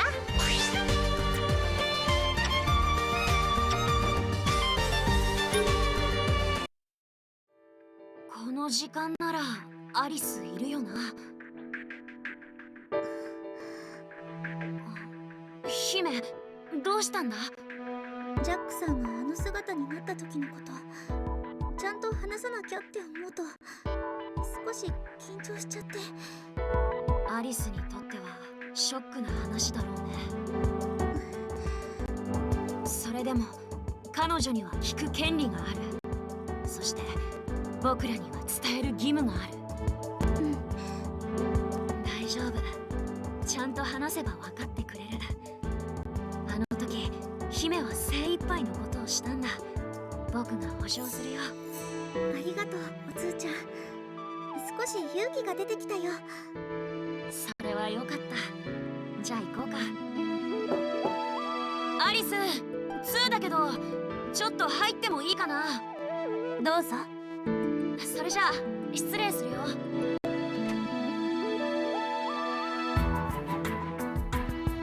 いらっしゃい、おつーさん。それに人魚姫さんも。こんにちは、アリスさん。ジャックさんもいたんですね。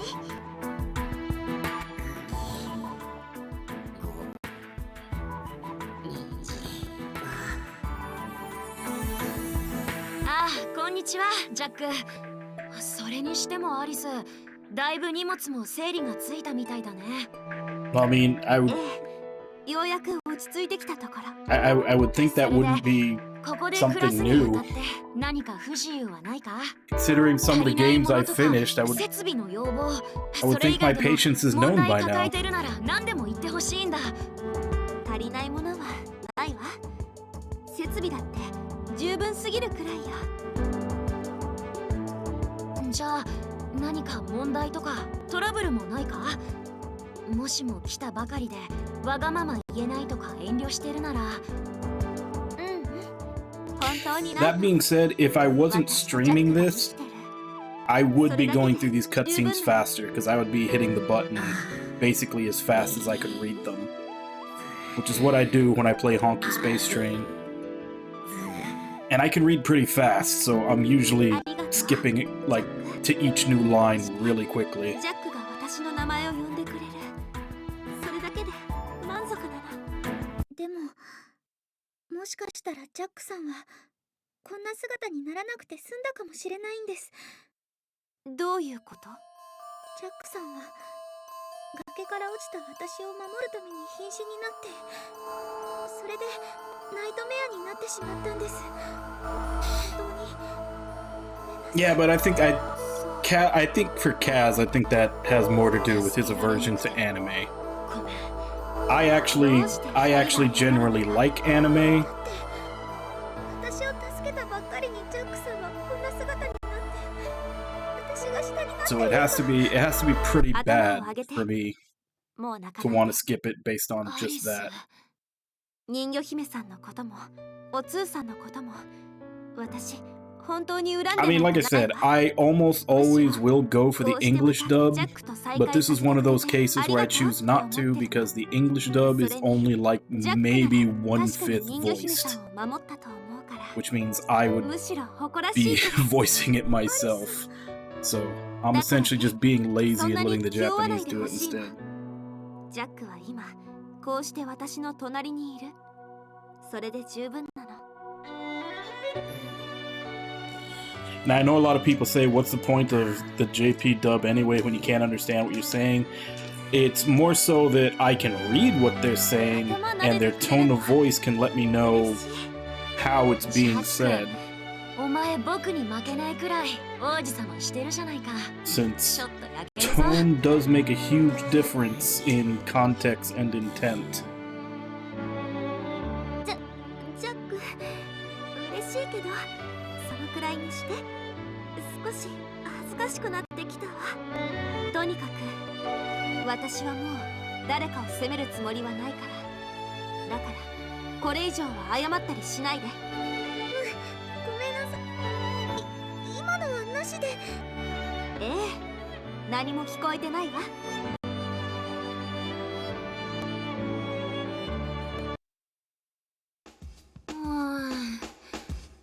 グレーテルはどこに行ったんだ？これからのことについていろいろと話し合いたかったんだけど。これはグレーテルの声。アリスの部屋から？珍しいな。アリスの部屋にグレーテルがいるなんて。アリス、入るぞ。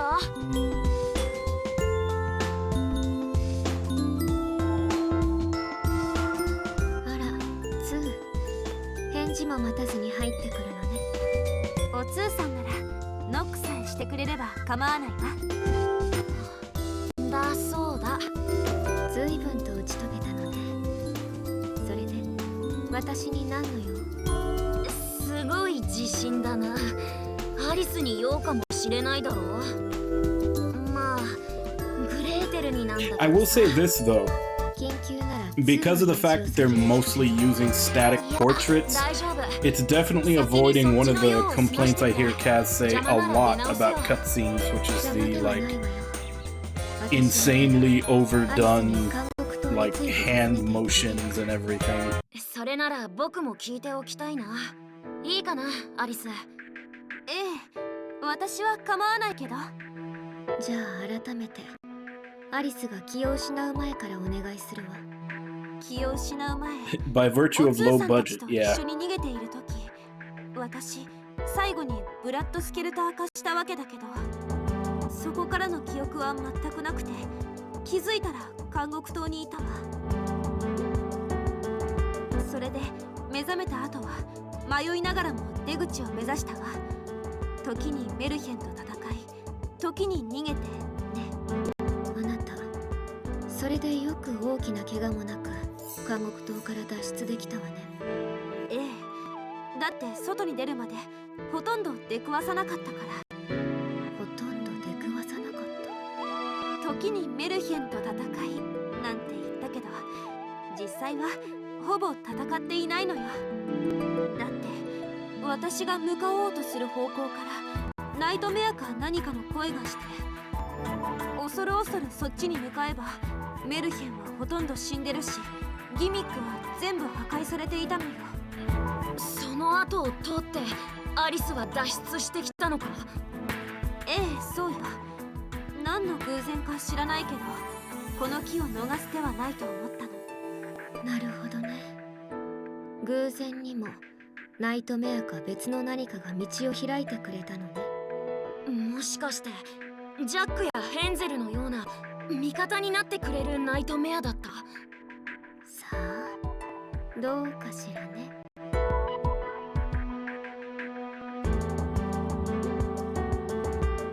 まあ何にせよ運が良かったよね。他に何か隠し通路とかはなかった？そういったものは私は見つけていないわ。堂々と真正面から出てきたということね。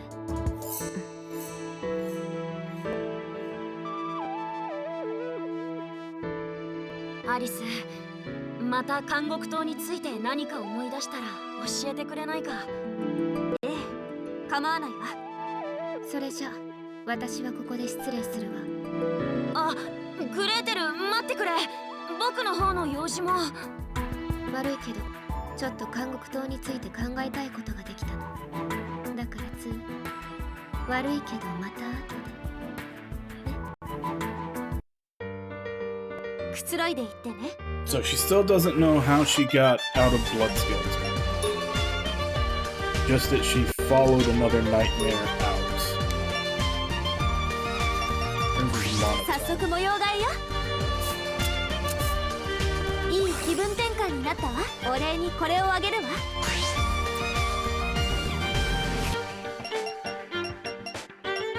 早速模様替えよ。いい気分転換になったわ。私もこれをあなたに。早速模様替えよ。いい気分転換になったわ。お礼にこれをあげるわ。今から試してみようかしら。これもいいわね。お礼にこれをあげるわ。嬉しいわ。お返しよ。受け取って。あら、どうも。どうぞ。私からのお礼よ。使わせてもらうわね。私もこれをあなたに。嬉しいわ。私からのプレゼントよ。使わせてもらうわね。お礼にこれをあげるわ。 That's for Hamlin, but Hamlin's already 嬉 maxed しいわ out. お返しよ。受け取って。どうもありがとう。お返しよ。受け取って。 The craft set is for Snow White. 来てくれたんですね。ありがとうございます。こっちからもプレゼントです。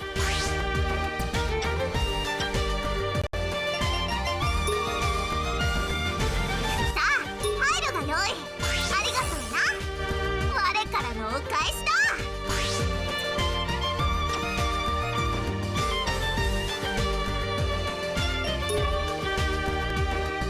入って入って。どうもありがとう。ラプンツェルからもあげるね。 So who's the old bottled ship? Is that Little Mermaid? いらっしゃい。使わせてもらうね。 Once again, another one 私 that's もこれあげるね。 already maxed out. Okay, so yeah, we should. As I figured, there's a few more events from Raising Affection with Alice. But first, I'm gonna go on break.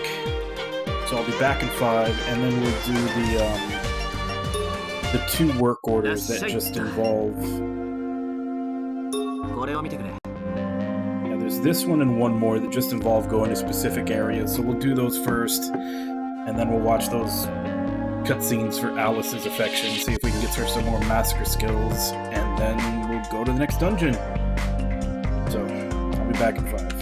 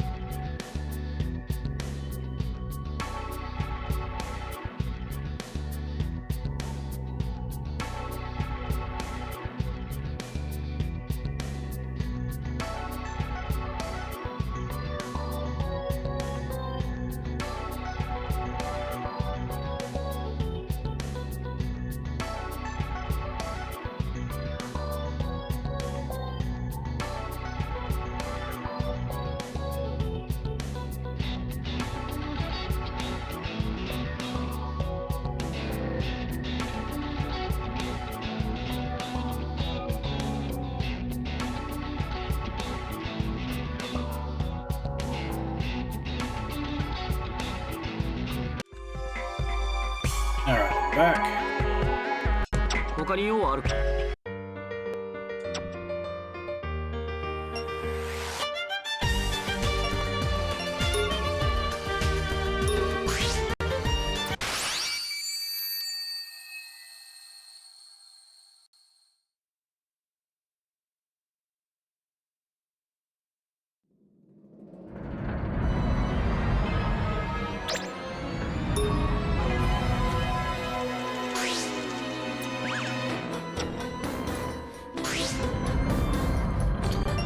Where's the revolving staircase?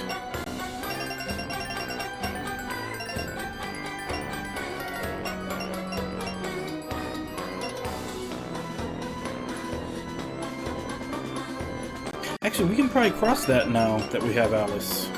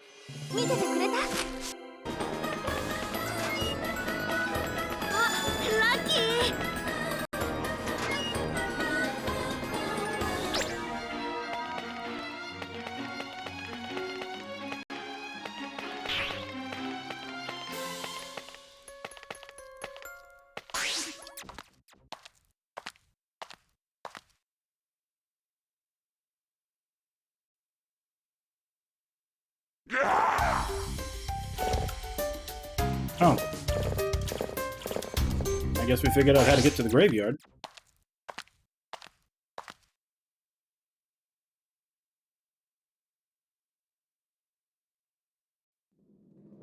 And that would explain why it would be locked behind Alice's ability. 行くわよ。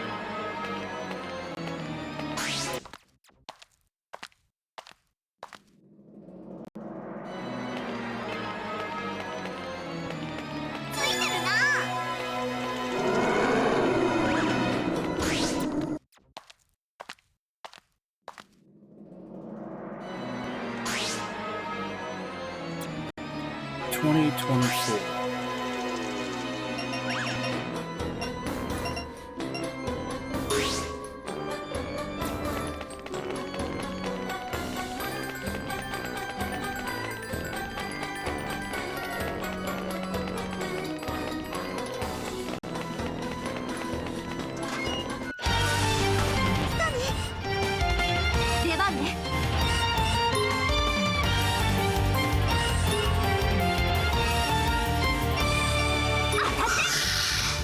いいね。出番だね。全力で行くよ。全力で行くよ。いい感じ。行く。これでどうだ。今だ。それ。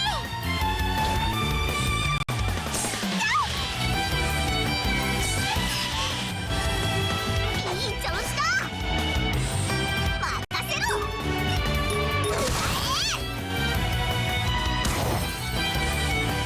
体熱い。やっつける。 Oh, that's a new one for her. 渾身の一撃いくよ。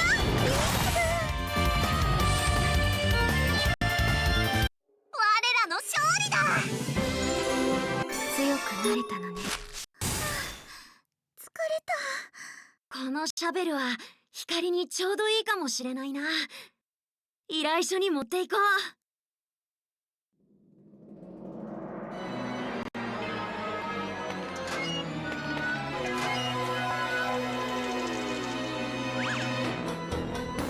Nah, it wouldn't be. It's not a good spot for it.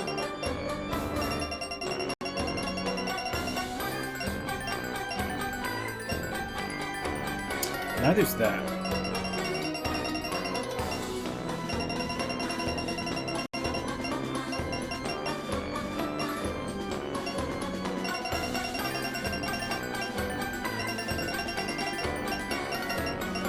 I guess we could continue checking what's past here.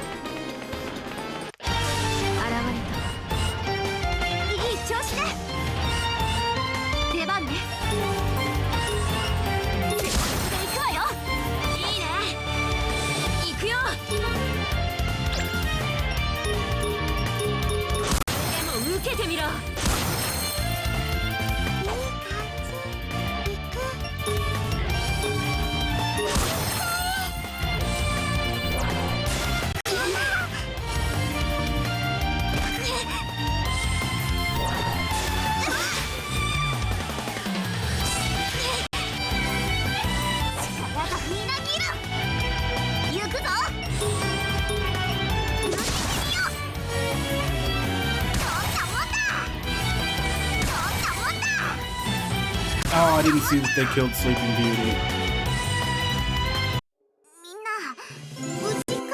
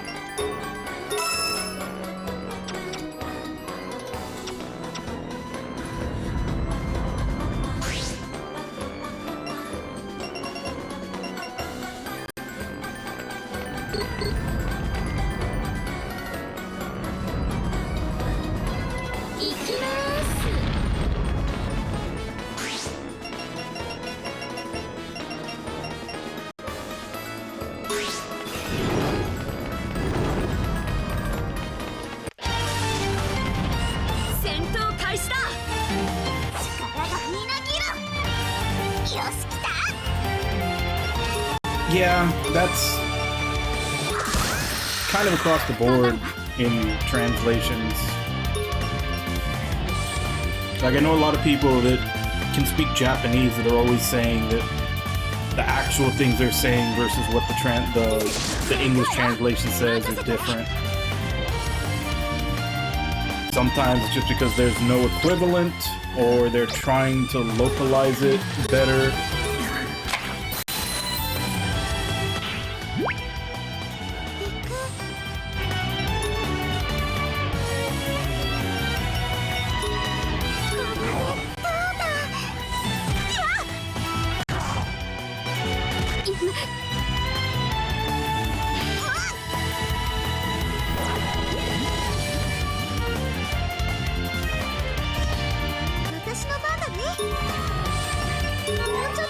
相手になるわ。そろそろ終わりにしましょう。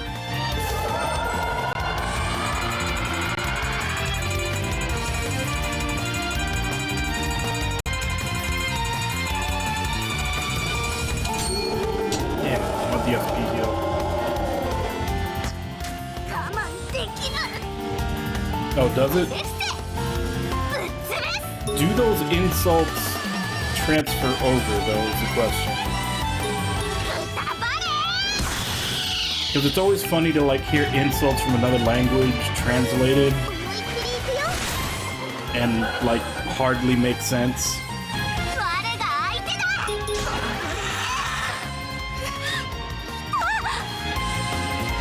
早く行かせて。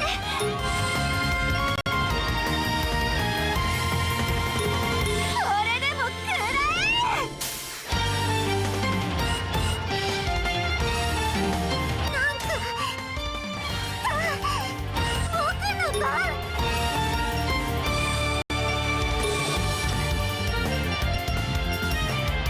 消してやる。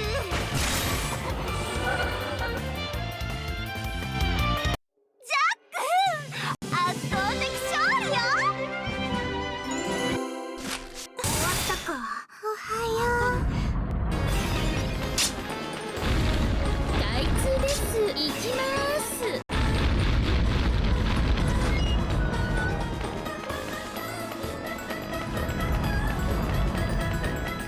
やりましたよ。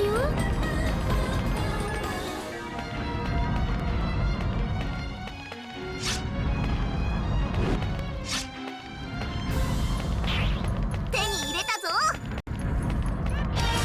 先制攻撃よ。見てなさい。頑張るわ。 Oh, this is not a boss. I'm just exploring the rest of the area after the boss right now.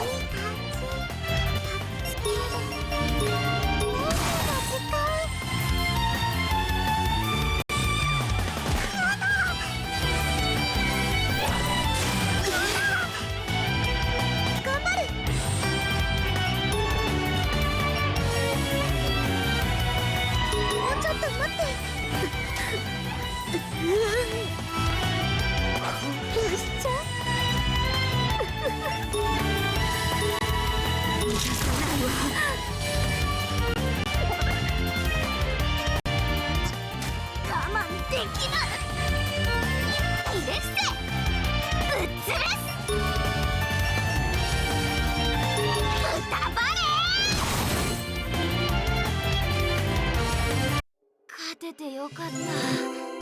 終わったか。見つけたわ。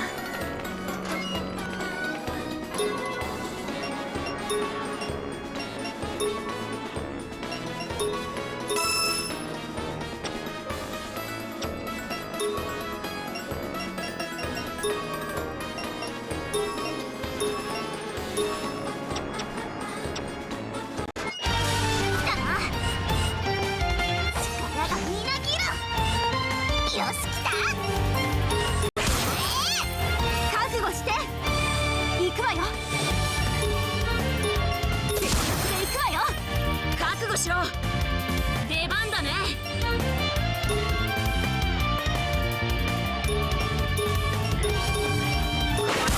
受けてみろ。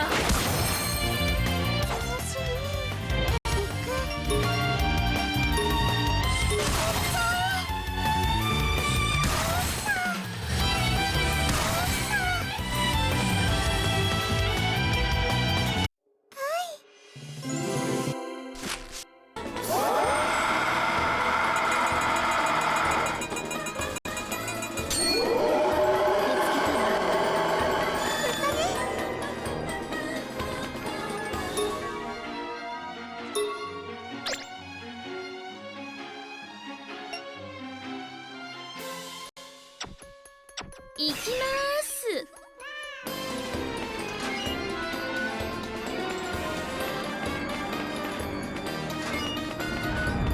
開通です。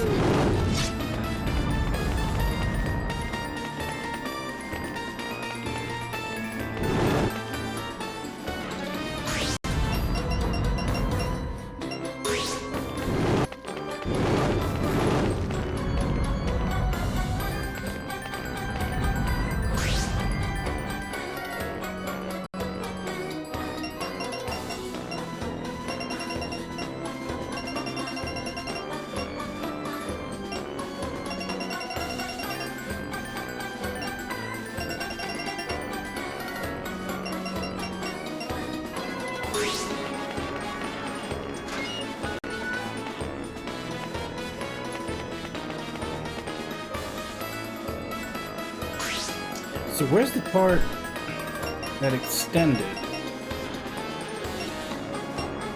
Is there supposed to be an area that opened up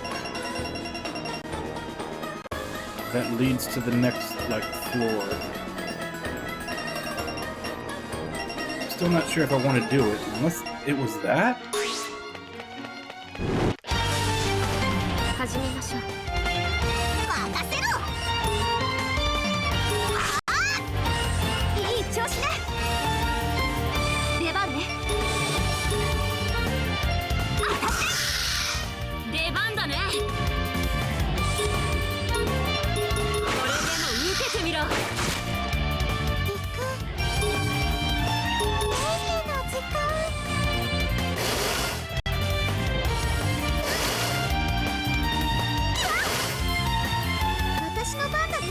Still don't know why sometimes they attack twice and sometimes they attack once. これでも味わいなさい。いい調子だ。行くぞ。いい気分だ。我らの勝利だ。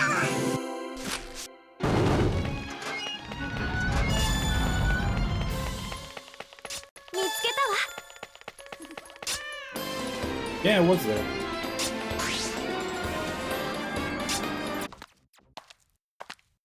気を引き締めていきましょう。そうだね。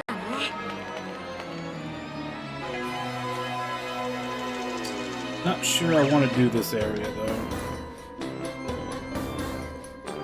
I haven't really been doing any of the extra floors on the dungeons. Don't know that I should start now.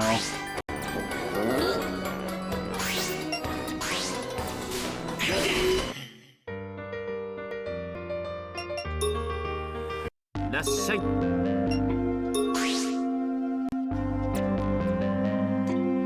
AB plus 15.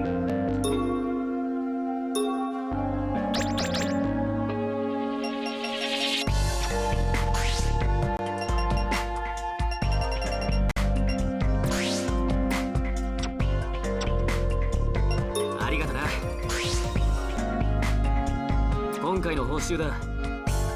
良さそうなシャベルがあったから持ってきたよ。あ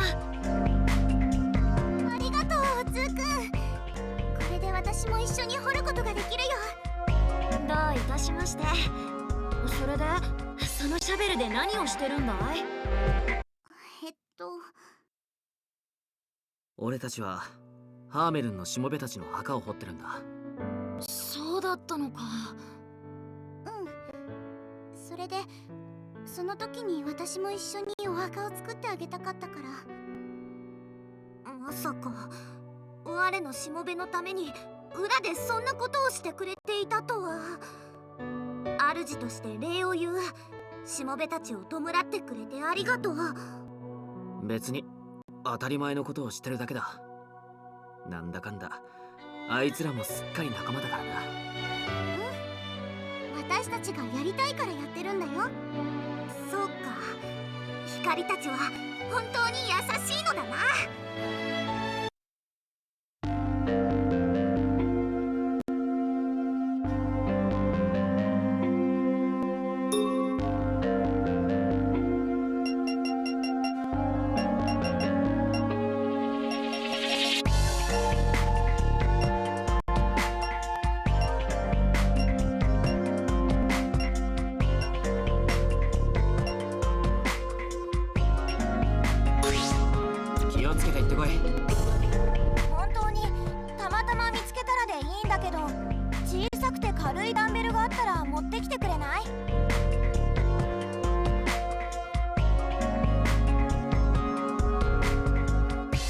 Okay. Also, what game were you playing? What boss did you fight?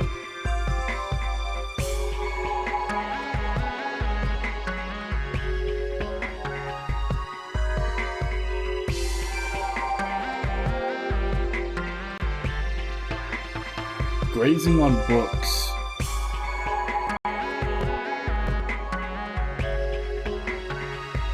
Is by any chance the word for like a cow grazing and I guess maybe looking over or reading similar? Like, is that supposed to be like a word play? 別にいいけど、小さくて軽いのでいいのか？私が使うわけじゃないからね。そうなのか？とりあえず分かった。もし見つかったら持ってくるよ。悪いね、こんなこと頼んじゃって。別に構わないよ。じゃあ行ってくる。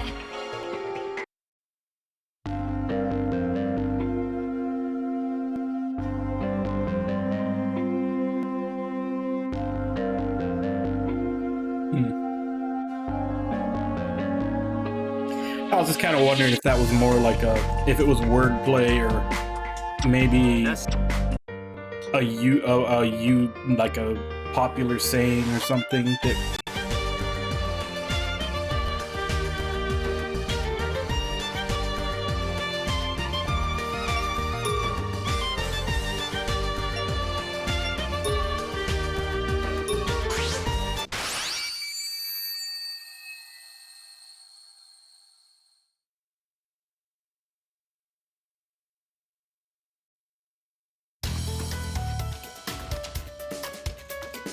Oh, so the cow is more of a mention of her sturdiness then.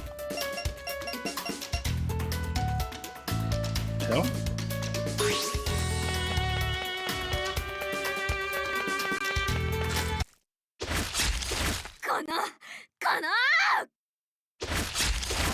ズタズタに切り刻んでやる。もっと苦しめ、もっと叫べ。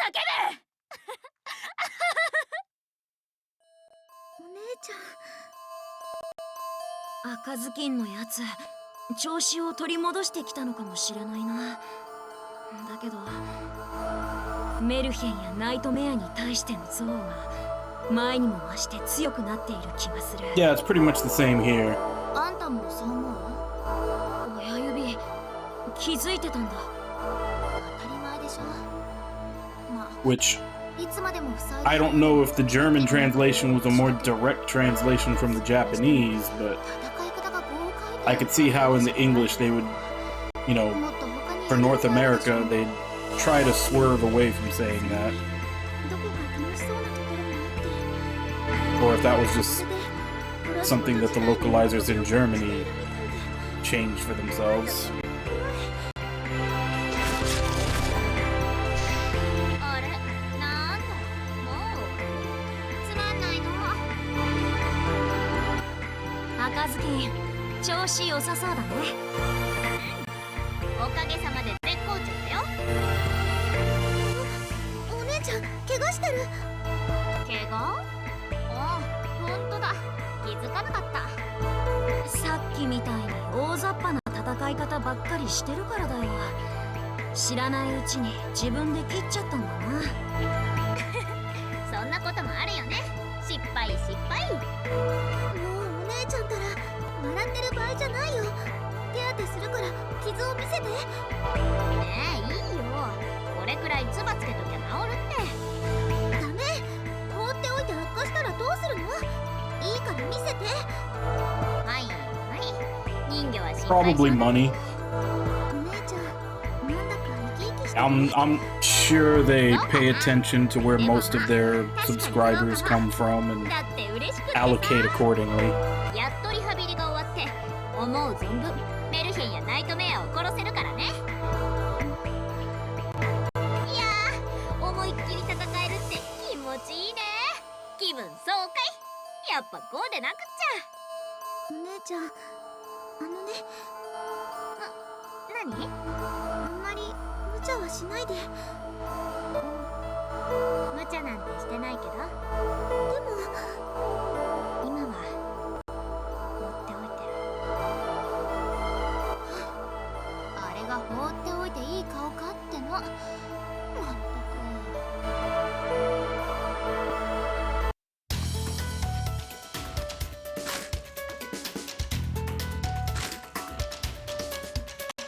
Which I assume, I mean, even if they have a huge chunk of the Japanese population playing, there just aren't that many Japanese people in comparison. So, I guess from a pure business perspective, if you're just looking at where the majority of your money from subscriptions is coming from, there probably would be a lot more English speaking than most other languages. 死ね！死んじゃえよ！お前たちなんて皆殺しにしてやる！はあ、またあんな雑な戦い方をして。力任せで動きに無駄が多いな。前はあんな戦い方 Yeah, that's what I'm saying. Like, most of the, like, for the longest time, that's always been a complaint that a lot of Japanese developers don't, でも生き生きしてるぞ。 they don't take into account the West or even care about あれ them. はあれで問 A 題 lot of times because different publishers handle it when it goes west, so they're not getting as much of a profit either. But they're corporations. It always comes down to money. If they're getting active subscribers out of this, they're gonna allocate more care to that language than the others. 赤ずきん。勢い余って自分を傷つけてしまったよ。ああ、言わんこっちゃない。楽しくても怪我を I wonder how many other, like, character scenes I'm missing because I haven't been scouring old dungeons.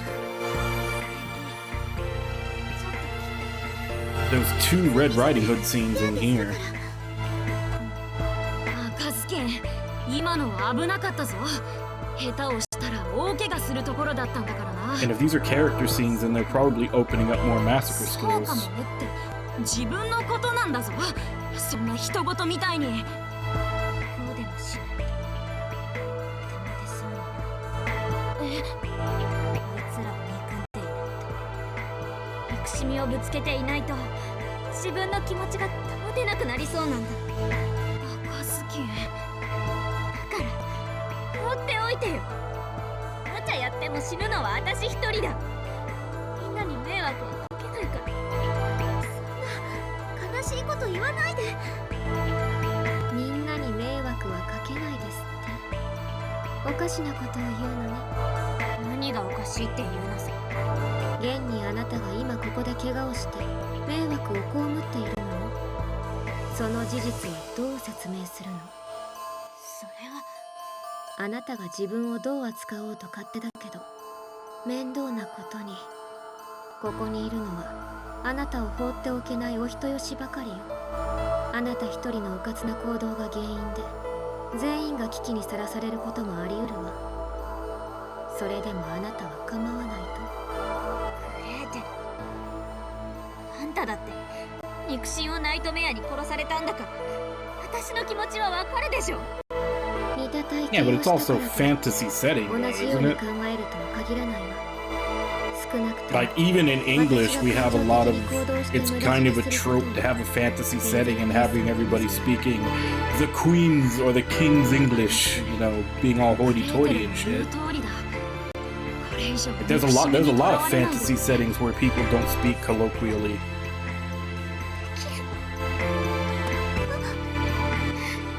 Yeah, exactly. That's what I'm saying. We have a lot of fantasy settings where people speak, you know, Old English or Noble English, you know. 憎しみにとらわれないで。 Like, just saying that, you know, they don't speak the same dialect as me. I mean, it's not taking place in your world, in your time. どういう？ほら、みんな行くわよ。赤ずきんがずんずん一人で先行っちゃうわ。よし。 Yeah, every once in a while, and it doesn't happen often because most of them do take place in Japan, but every once in a while when there's anime that takes place, you know, around the world or in Europe or something, that is always a definite plus versus the Japanese when you get it in English, is that they'll sometimes try to make sure to get everybody the right accent. And that's something you don't get in Japan. They don't have that many different dialects in Japan.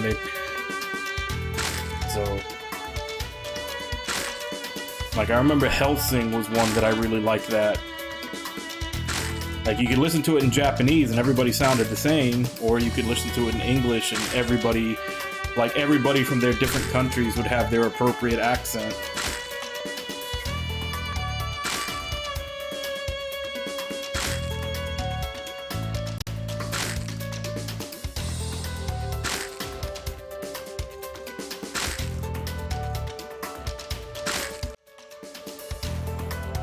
And that's like even saying like I don't always catch it, but if they actually write it into the text with a certain accent, I try to pick up on it, you know, when I'm voice acting games I'm playing.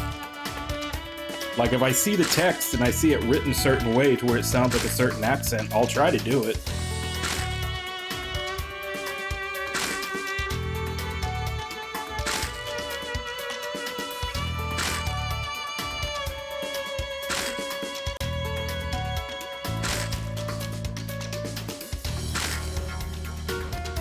Yeah, but there's also, I mean, is it really fake? Because I know in England there's a shit ton of different accents. And I think I heard it explained. It was, I think it was Jimmy Carr on like a podcast was talking about it. How the reason why there's so many different accents in England or like in such a small area around Europe is just because of, like, back in the day, like way back in the day, back in, you know, times where people would live and grow up and not ever travel more than 10, 15 miles from where they live. So there's all these little pockets of people within like 10, 15 mile ranges that would develop their own accent or their own way of speaking, and they've just kind of persisted in different pockets of people over time. Whereas somewhere like America, that's only been around for 200 years, you know, we still have some they're way more spread out. Like we have like the Northeast, we have Southern, we have West Coast. Like we have a few, but there's huge patches of land that talk like that.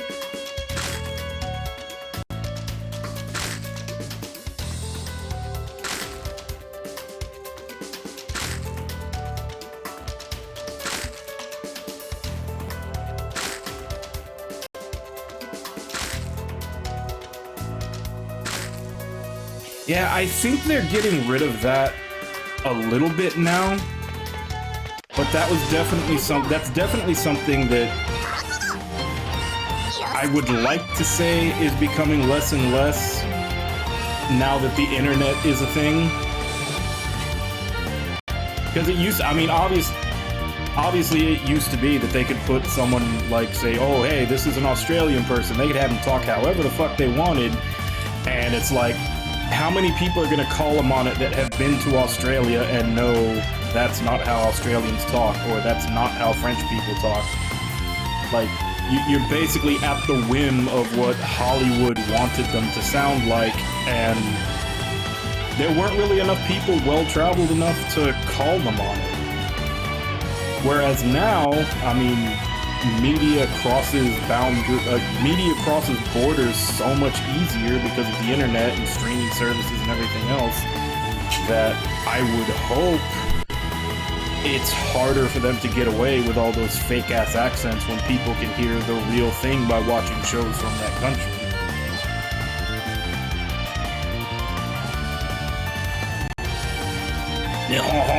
The baguette!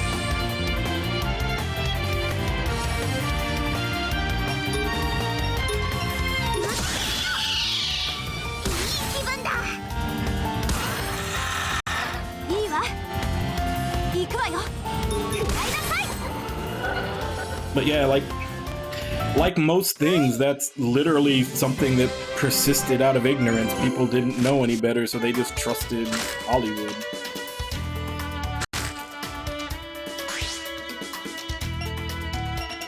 And you know, there's laundry lists of things that people believe because they saw it in the movie, and they don't know any better.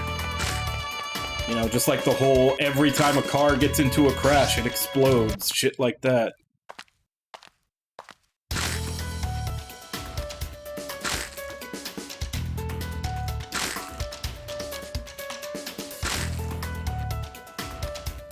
Yeah, and then also one of the Treehouse of Horror episodes. I think it's the Omega Man, the one where Homer's, you know, the only survivor when the zombie apocalypse after they drop the bombs. Because it's the French people that drop the bomb because they're tired of everybody making fun of them, and then they all start and they're like, I think the line was something to the effect of like, we will show them who looks like the frog. And then they start laughing and they're like, their gullet is expanding like a frog.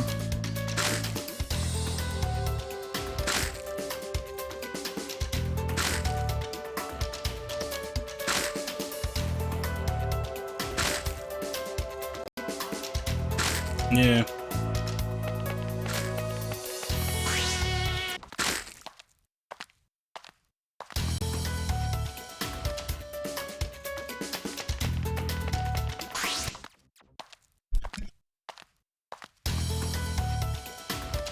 But honestly, for the long time, at least in America, like, main exposure to Australian accent and everything else was Paul Hogan with the Crocodile Dundee movies. I don't think there was that much more of it in media till, like I said, recently. So, like, all through the 90s, 2000s, that was pretty much what everybody went by.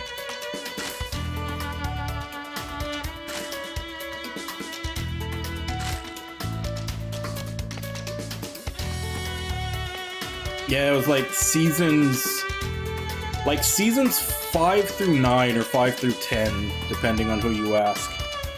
Like, they just had the dream team of writers at that point, and then they all started dispersing their own ways.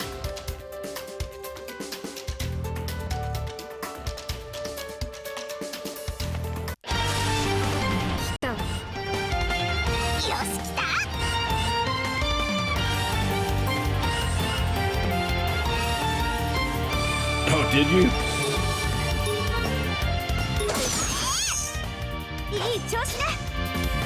Yeah, the other one that I heard, like there's two kind of jokes that they always say, kind of memes of what Australian currency is called. It's either the dollary-do or the dollo.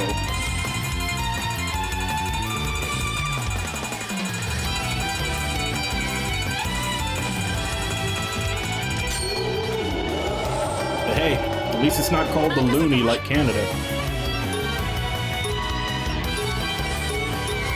全力でいくよ。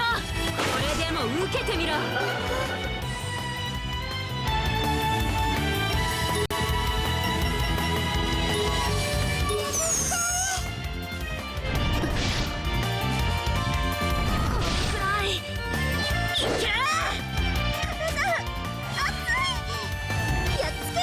They just want to give him one swift kick. I believe it's with a wingtip.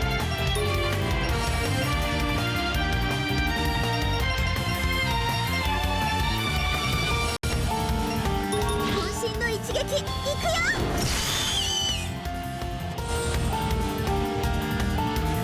勝てると思った。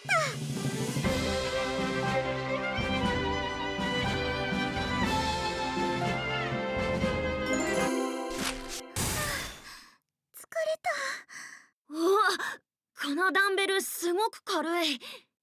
楓の依頼はこのダンベルを持っていけばいいかな。Which is funny because that's kind of the trope of how obviously it's very rarely true, but that's always kind of the joke of how like people that don't know Spanish try to change an English word into a Spanish word is just by adding an O at the end of it.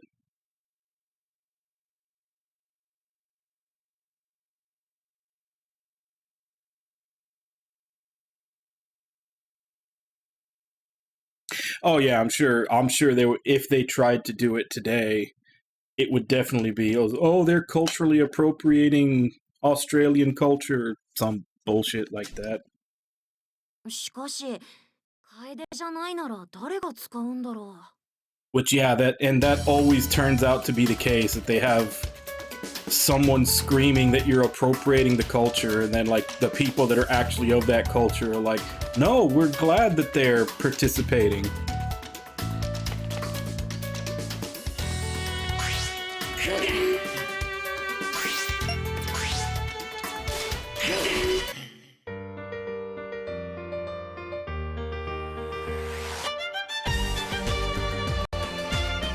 Yeah.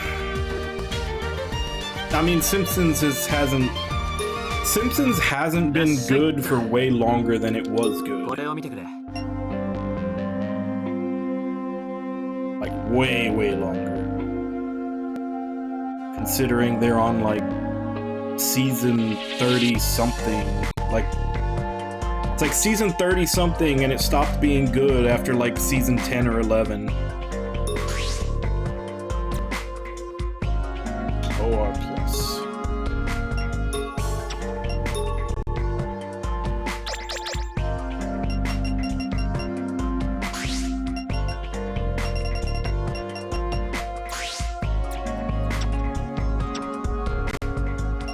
ありがとな。今回の報酬だ。とりあえず見つけたから持ってきたけど、これでいいの？かなり軽いよ。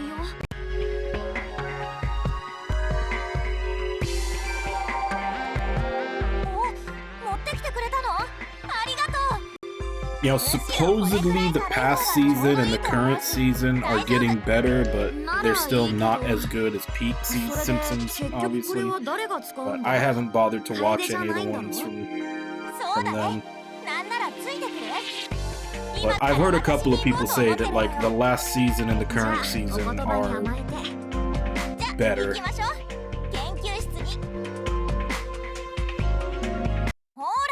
これだけ軽ければモテるでしょ。いつきも体鍛えないとダメよ。 But it is crazy though that those first 10 seasons made Simpsons such an institution that it's been going for another 20 years after that. being terrible and just surviving and existing. 重い。嘘でしょ。僕は頭脳労働専門なんだ。君と一緒にしないでくれ。あんたが弱すぎるだけでしょこれは。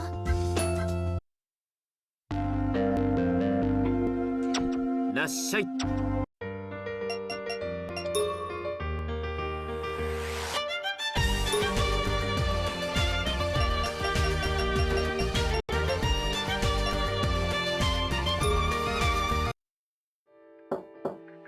おつーちゃん、ちょっといい？姫、今開けるよ。姫、赤スキンも。なんていうかさ、こないだはごめん、私が悪かった。 I don't know either, but apparently people do. 別に。感情的になってみんなに Which, even that in and of itself is a scathing criticism, because there's obviously people watching it, because they're not gonna, ずっと気にしてて even no matter how 思 much ってたんだって。 of an institution or cultural whatever you want to call it, no network is gonna keep it going if no one's watching. そんなことないよ。 So there are people watching it, この間は言い過 but ぎた that means that even the people that are watching it aren't talking about it. 大人な対応。やっぱり私がいない So 間に it's just something that they watch out of habit or something, because it's obviously not good enough that they feel the need to talk to other people about it. 聞くって。 So like I said, that itself つ is まんない愚痴みたいなもんなんだ sad. あの時メルヘンやナイトメアを憎んでいないと自分の気持ちを保てないって言ったじゃん。うん。私の心がもっと強けれ But ば that's what I'm saying. Like when like the first 10 years of Simpsons, every time there was an episode, で like も people would be 私は弱いから quoting it, you 憎 know, しみの感情で to the point 自分の almost where 中 you をいっ got ぱいに sick して of it. I mean, ようやく decades 自分を later, 保って people were still quoting it. まるで狼のお腹の So 中 the で fact that 20 years have gone by where the only thing I've heard about The Simpsons is それ like, が nah, 今 it's の not 私 good を支える anymore. 原動力なんだ。 Like 赤ずきん。 there hasn't been really a single meme 仲間 that の I've 形を打ってや seen るって思い続けて from どうにか自分を episodes from the past 2 decades. Everything is still from that first 10 years. こんなんじゃダメだってことも分かってる。だけど自分じゃどうしようもできなくて憎しみが今の私の全てなんだ。これがなかったらきっと私は空っぽになるんだろうな。空っぽに。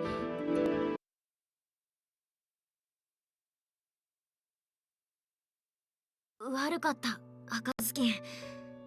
僕は君の苦しみを全然理解していなかった。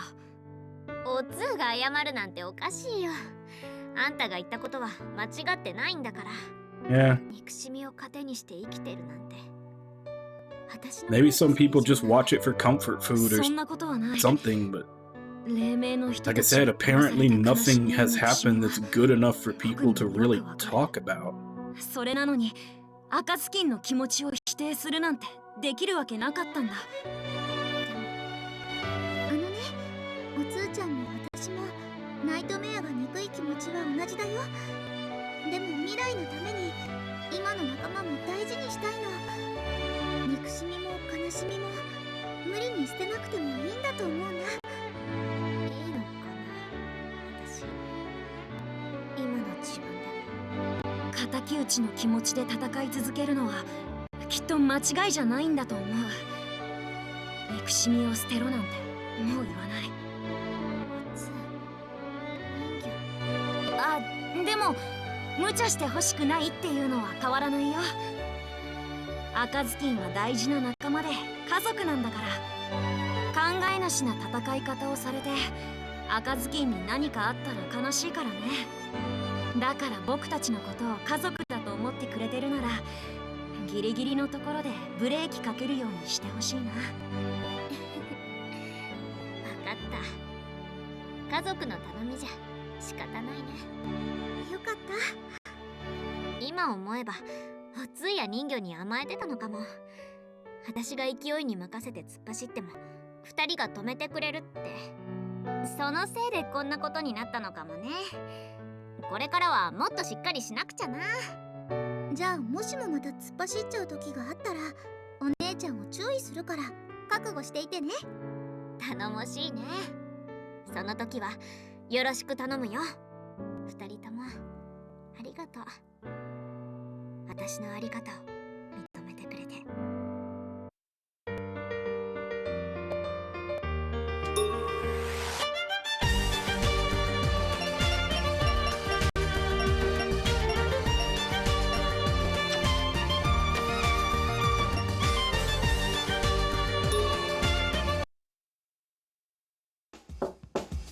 アリス、少しいいかい？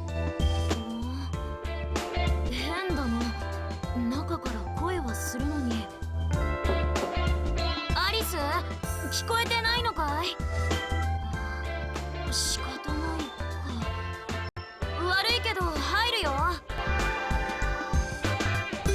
アリス、楓から君の分の新しい下着もらったから届けに。このカップもダメ。こっちもダメだわ。何をやってるんだい？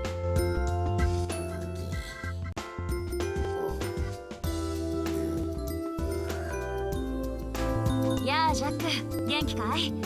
声をかけても返事がないから悪いけど勝手に入らせてもらったよ。それでアリスは何をしてるんだ？カ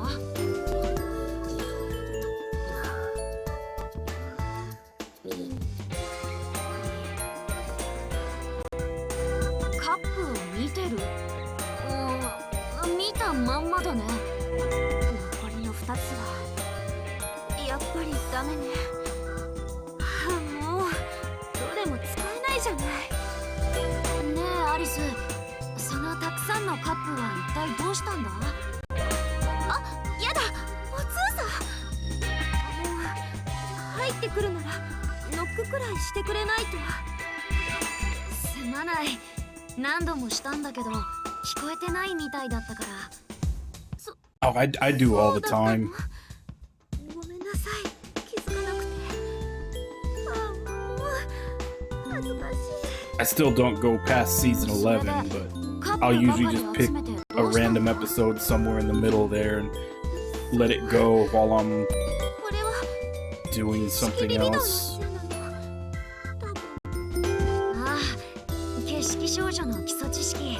Like, basically, if there's no one streaming that I really want to watch, I'll 前 have から不思 Simpsons 議に on. 思ってはいたけれど、いつきさんの話を聞いて Yeah, Jack's been in Alice's room. He kinda left この Otsu 自分 alone. にしかない不思議な衝動は私が景色少女だからで、そしてそれは当たり前のことなんだって。そうだね、景色リビドーは僕たち景色少女にとって決して変なことではないよ。それでね、私の景色リビドーなのだけど、どうやらお茶会を開きたいっていう衝動らしくて。それでカップを。そうなの。カップのセットを見つけたからつい拾ってきてしまう。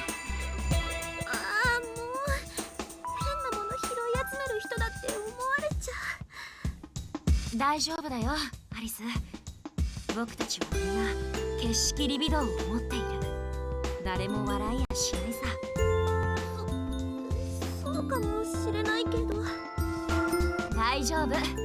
笑うやつなんて Yeah, I was just thinking that too, 僕たちの中に Wadlon. は誰もいないさ。 Like, that would be way more of a trait for the Mad Hatter それに than Alice. 僕もお茶会には興味ある。よかったらいつか同席させてくれないか。 Really? Homer's enemy is considered the 嬉 best? しいのだけど、でもこのカップのセット全部壊れてて使い物にならないの。ああ、本当だ。 I mean, it's good. I don't know if I'd consider that the best one. こっちは持ち手が取れちゃってるな。せっかく見つけたのに残念だね。でもね、私諦めないわ。いつかまたどこかでカップのセットを見つけてちゃんと揃えるんだから。だっていつかジャックと一緒にお茶会したいもん。応援するよ。Yeah, that's what I'm saying. It's a good episode. I don't know if I definitely wouldn't consider that my favorite. I don't even know what I would consider my favorite. うんバッチリ恥ずかしいわ。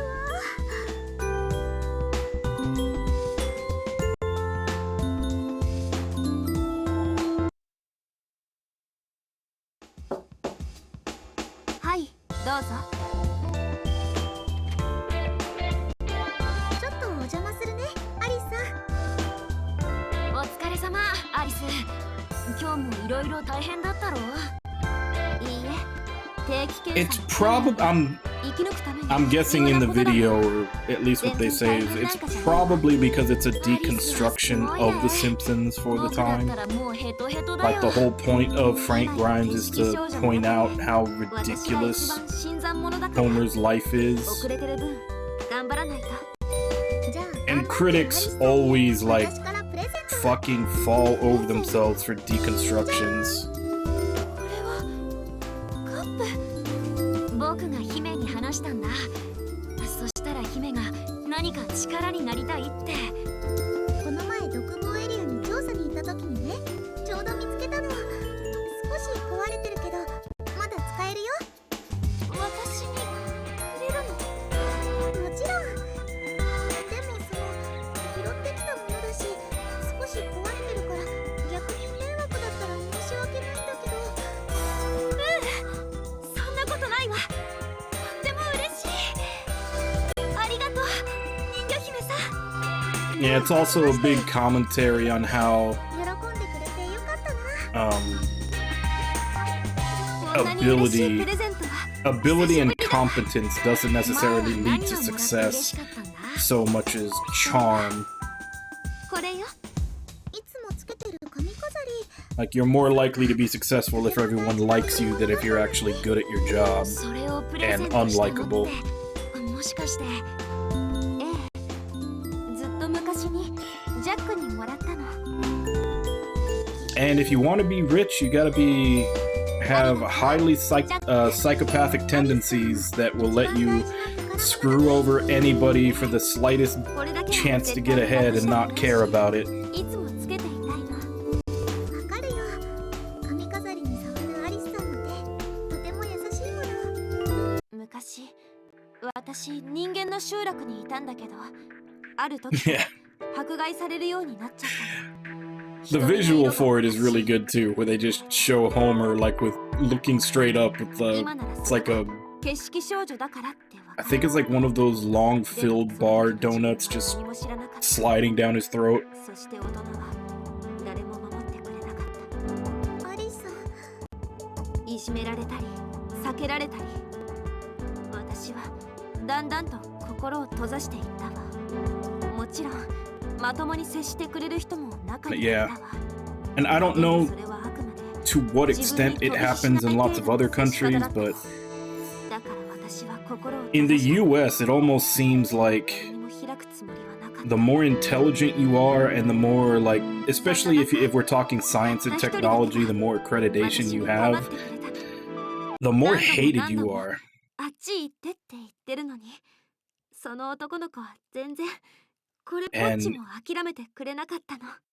It 逃げても絶対に追い comes かけ down, て I don't know, for some 隠 reason, れても絶対に探し出してきて、 people are perfectly fine accepting that like また someone else is a better 意外と athlete 推し than が強い them, んですね。 or someone else is funnier than them, or someone else is more charming than them.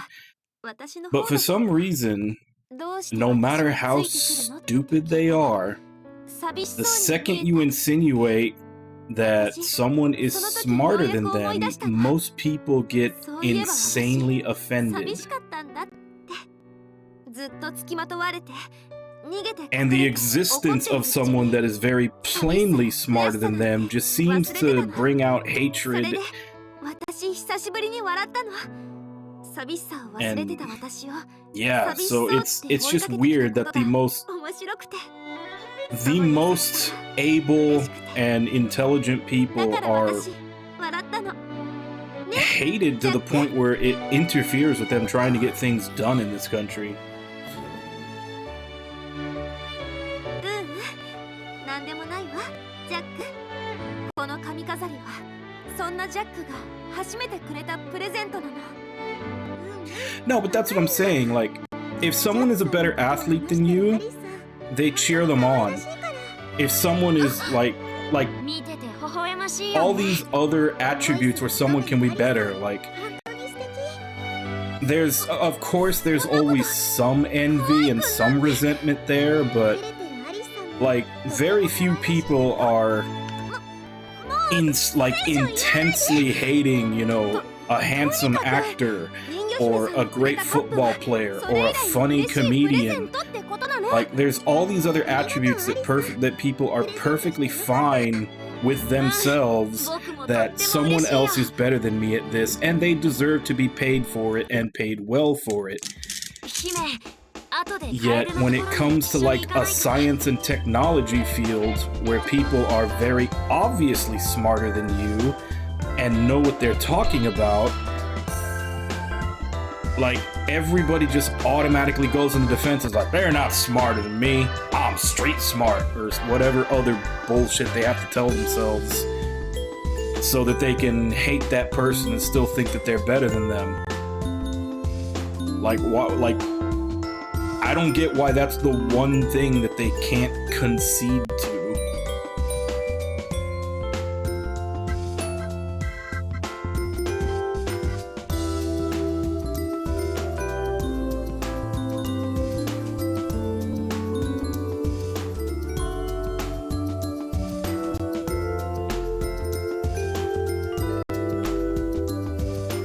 No, and that's what I'm saying. It's not. I'm not even just saying that dumb people hate smart people. I'm more saying that people that are very obviously dumb, hell, even people that will admit that they're dumb, are enraged at the fact that there is someone smarter than them. So it's not just limited to dumb people. Even smart people will hate someone smarter than them. But I just find it interesting that there are so many other attributes of personality or competence that people are perfectly willing to accept. Hey, this person is better than me, and even go out of their way to praise and cheer them on because they are better than you at that. But not intelligence. The one thing that, the best thing that we could possibly try to cheer on to better society, and that's the one thing that we cannot admit that someone is better than us at. いいけど、何か支給品でももらうの？実は楓が密かに甘いものを手に入れたらしくって少し分けてくれるって。本当に？よかったね、おつーちゃん。ああ、姫。大丈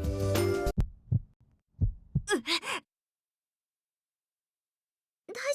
おつーちゃん。 And a little bit of an extension of what War Panda said. I think I heard it described somewhere, and even it is probably an oversimplification, but it sounded fairly true, but that even among that, there's essentially 3 main levels of intelligence. There's the people that can't recognize problems efficiently, so they always think there's a simple solution. The whole, you know, like, you know, think of any major problem going on and they're just, oh, all we got to do is this and that'll fix it. And then you have the people one step up from that who can recognize that the things those people say won't work, however, aren't smart enough to figure out an actual way to fix the problem.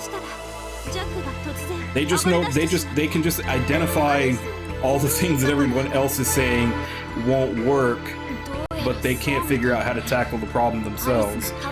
And then at the highest level, you have the people that can figure out how to figure out the problem, because it's probably a very long and intricate solution that the other two won't listen to.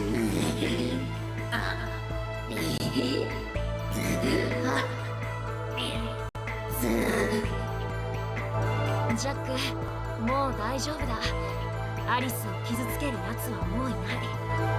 ら大丈夫だから。 And the problem is that those 3 levels of people are very much a pyramid.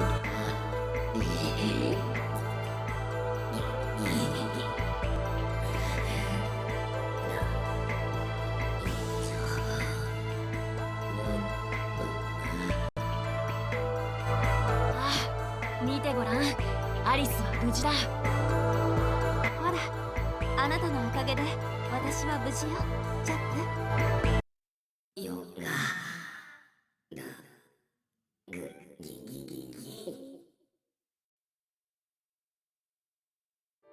ありがとう、お通さん。あなたが来てくれなかったら、もしかしたら。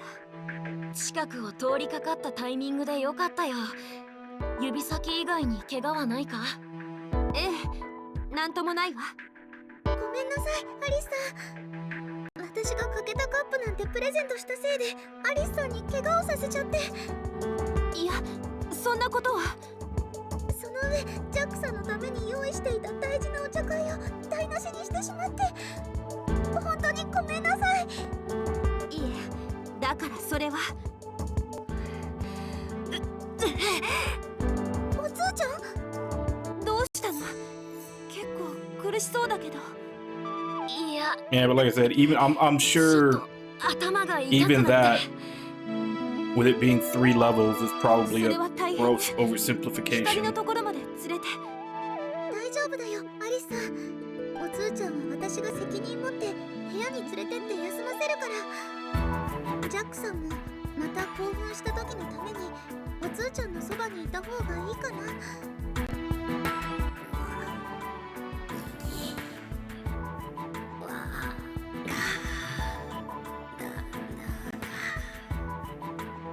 じゃあアリスさん、私行くね。お茶会台無しにしちゃって本当にごめんなさい。ほら、おつーちゃん、私の肩に寄りかかって。ジャックさんもついてきてね。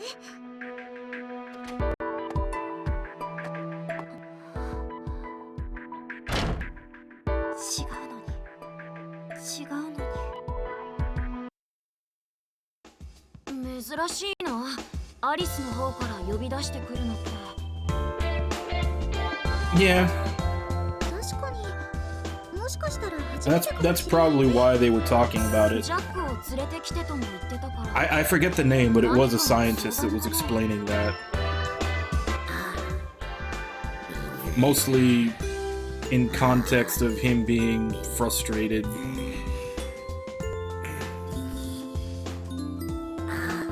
About something that I saw a long time ago, but it was like a scientist basically talking about アリスさんに会える one of the のがね reasons why they have so many like just ジャック blocks in the way of them getting things done that they know they can do 慌てなくても is that so much アリスはこのドア effort の向こうにいるって。 gets put into 僕 the ら solutions of the people ア that リス are 入 on る the ぞ。 bottom that think it's a simple Hi. solution when it's not.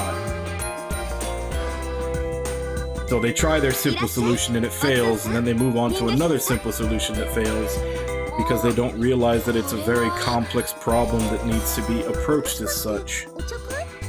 ええ、そうよ。まあ、カップは足りないし、いろいろ強引に仕上げたものだけど。そんなことない。とっても素敵なセッティングだと思う。ああ、僕もそう思うよ。自分から叶えたね、アリス。さすがの行動力だ。ジャックさんも嬉しそう。ジャック、今度は取り乱したりするなよ。せっかくアリスが準備してくれたんだから。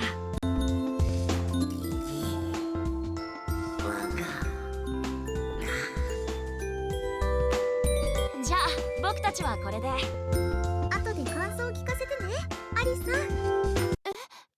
行ってしまうの？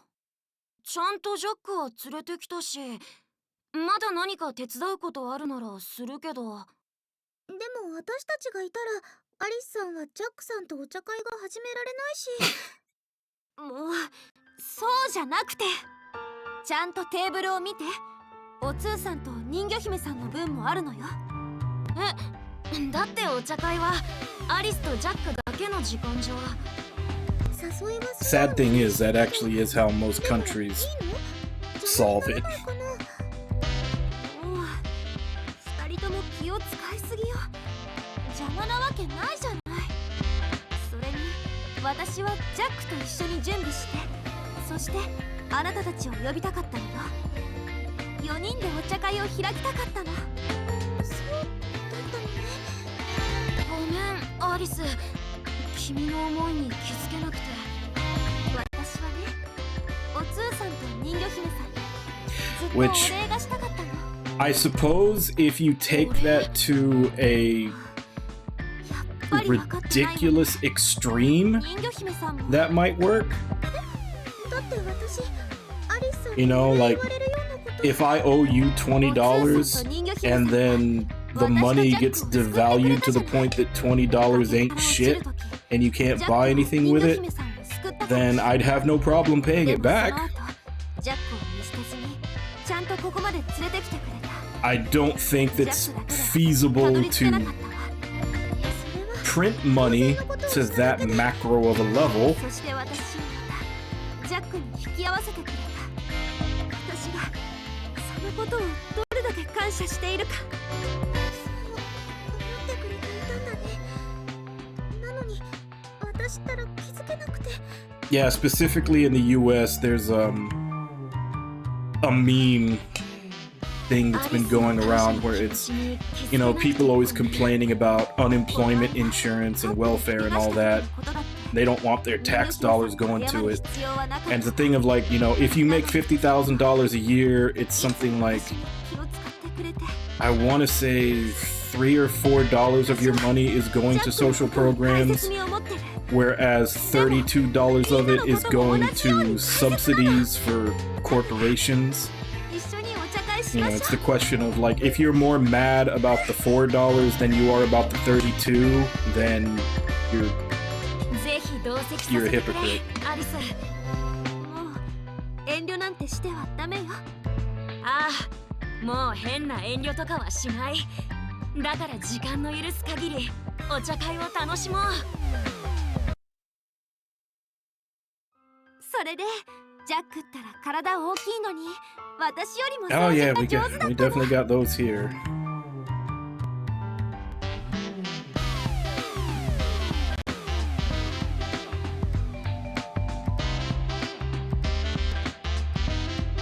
Politics are weird and bad everywhere, but yes, admittedly, the US is probably the biggest fucking clown show around right now. Outside of maybe like dictatorships or theocracies or stuff like that, I'm pretty sure US politics is the biggest clown show there is.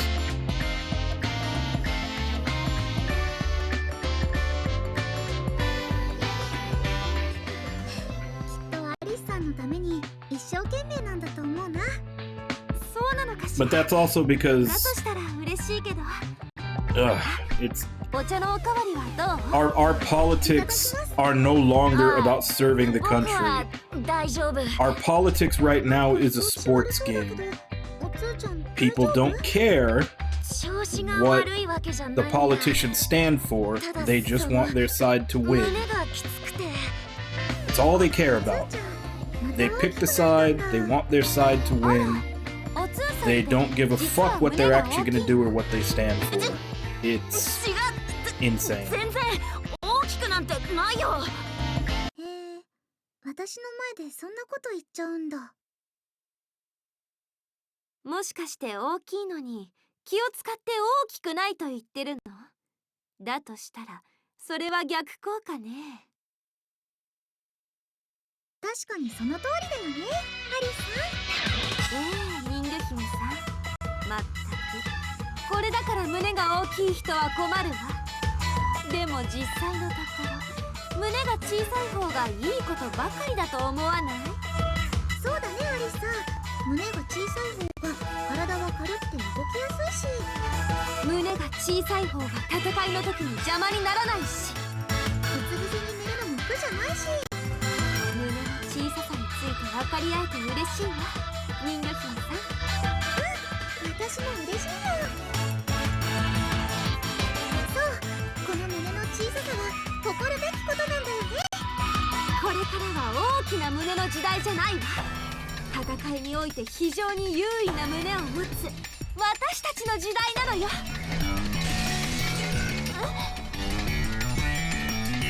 Come on, man! They're talking about boobs. This is what their audience wants.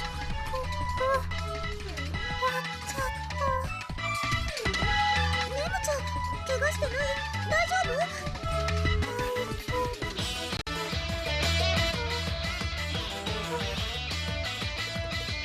大きい胸だね。いえ、それはそんなことは。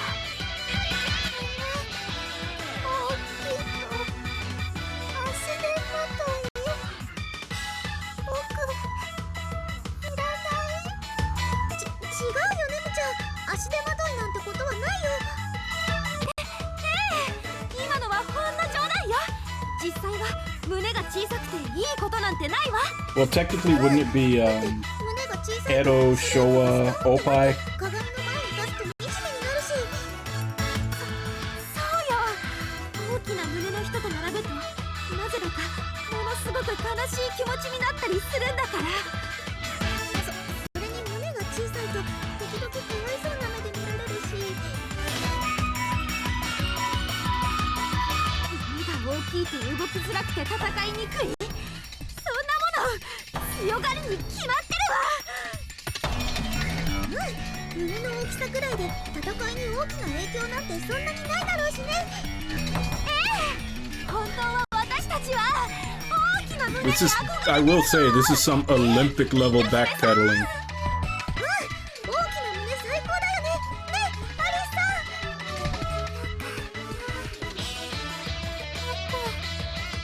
足手まといじゃ。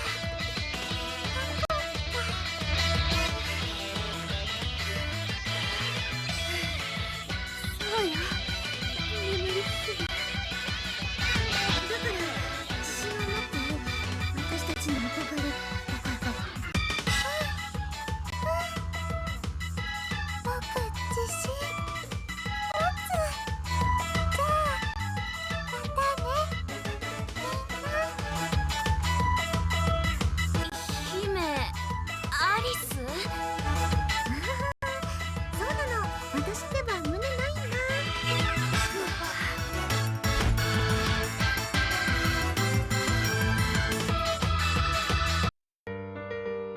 あら、どうぞ。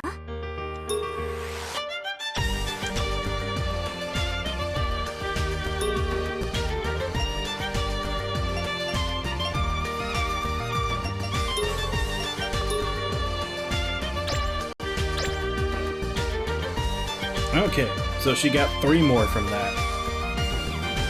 She only had execution before, so now she has brandish, EX vortex, and flame pillar.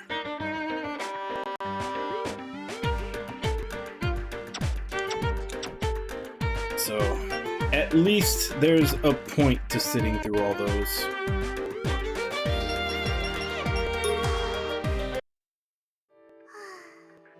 ラプンツェル？ため息をつくなんて珍しいな。ちょっと元気なさそうだね。どうしたんだろう。おつ人魚。 Yeah, there's one more besides this, and I don't know if they're gonna chain into any more. 何かあったのか？悩み事 Yeah, I don't think we're gonna be getting to the next dungeon till tomorrow. もしかして体調が悪いんじゃないか？救護室に行くか？ひょっとしてお腹が空いてるとか。お腹すくと元気出なくなっちゃうもんね。二人ともありがとう。でも大丈夫だよ。心なしか大人びた雰囲気だな。ますますいつものラブちゃんと違う。ラプンツェル、いつもと同じだよ。ちょっと考え事してただけ。いろんな気持ちのこと考えてたの。気持ち？気持ちって不思議なんだよ。自分の気持ちでも空の雲みたいに形を変えて変わっていくの。なんだか哲学的。それでね、みんな別々の素直な気持ちを持ってるんだよ。だからちゃんと分かり合えない時もあるの。でもどれか一つしか選べないなんてことはないんだよね。ラプンツェル。みんながみんなのことを大事に思えばいいんだよね。幸せになるには頑張って話し合うのが大事なんだよね。そうだね。そうすればきっと誰も喧嘩しなくて済むよね。君は大人みたいだな、ラプンツェル。本当？きっといろんな人と話していろんなことを考えたから成長したんだな。じゃあもっとたくさんお話しすれば大人になれる？そしたら子供作れるね。子供大人になったら作れるんだよね。ラプンツェル、もっとお話しして大人になる。大人になって子供作る。その場合の大人の They generally don't. But this series is more of a half dungeon crawler, half DN. 分かってなさそう。やっぱりラプちゃんが大人になるの Now, は Etrian もう Odyssey, ちょっと先かもね。 that one is just dungeon crawler. アカスキン、こんなところで何してたんだ？ Which ちょっと is 外の空気が吸いたくなってね。 another reason そう why いうおつは tags are very important in game descriptions, so you know what you're getting into. リフレッシュしに来た。確かにおつは Because if the only description you had for this game was dungeon crawler, you would not be expecting this many それに比べ cutscenes. て私はもともとお姉さんってキャラじゃなかったのかもな。何そら、散々自分のことをお姉さんとか言ってるくせに。まあそこはそれ、年長者としてお姉さん的立ち位置なのは確かだしね。でも私ってみんなに迷惑かけちゃうことも多いし、もしかしてお姉さんっぽくなかったかなとか思って。でもさ、お姉ちゃん、お姉ちゃんが水族館跡エリアで僕と姫を保護してくれなかったら、僕たちは今ここにいなかったよ。あの時はお姉ちゃんが誰よりも頼もしくて素敵なお姉さんに見えた。僕たちの希望だったんだ。おつ助けられてから僕が恩を感じて苦しんでいた時もこう言ってくれたよね。おつーが景色少女として黎明に来た時点で恩は返してもらったよ。あ、 Kind of. ちゃんと覚えてたんだ。おつーこそ I think actual visual novel stuff like this will still be 覚えてるなんて思わな to かった more んだ。 lower budget games, だって僕はあの言葉にすごく救われたんだ。 but it does seem like every generation cutscenes do get longer and take up 僕 more はどっちか playtime. というと誰かを支える方が性に合うな。でも今は I imagine there is going to 赤ずきんが疲れて be るみたいだから。 a tipping point where they stop or start going the other direction. I don't know if we've already hit it or if we haven't yet, 赤ずきんだけだよ。 お but う the more story that they're capable of telling, the more they're gonna want to. なんだよその変な反応は。いや、おつーが珍しく本音を話してくれたから。 So it's just a matter of when do we hit that point where we hit からかうなってば。 saturation たく and it starts going back the other direction. And like I said, I don't know if we've already hit it ご or め not. んごめん。おつーの反応が面白くってさ。おつー、ありがとね。なんだよ急に。私はこれからも。 But it basically comes down to do they have the budget to make actual cutscenes or visual novel style stuff like this? ありがとう。当然だろ、家族なんだから。 Hell, they didn't even have the money to 優しい voice からね act this stuff in おつーは English for like ここを脱獄したら 80% of the game. 私ももっ Which と is 違 why う I'm 生き seeing 方 it ができるように Japanese. なるといいな。それまではまた面倒かけちゃったり揉めたりするかもしれないけど。そうなったらそうなったで、そんなのただの姉妹喧嘩だろ。それもそうだったね。And they keep coming. You know what? Fuck it. Let's go to the dungeon. We'll run around in it for like 20 minutes. We'll pick up with these tomorrow. Just because there's a lot of scenes doesn't mean we need to do them all at the same time.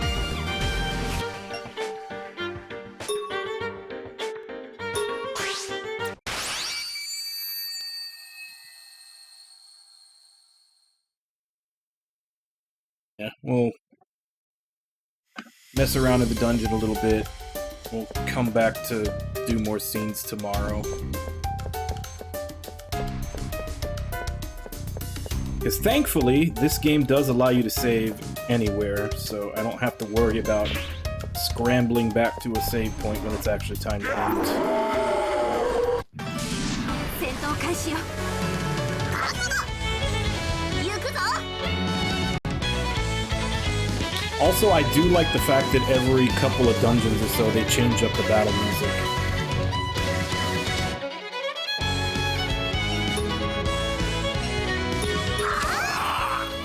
Not weak to wind. Weak to water. 行くよ。全力で行くよ。これでも受けてみろ。勝ったぞ。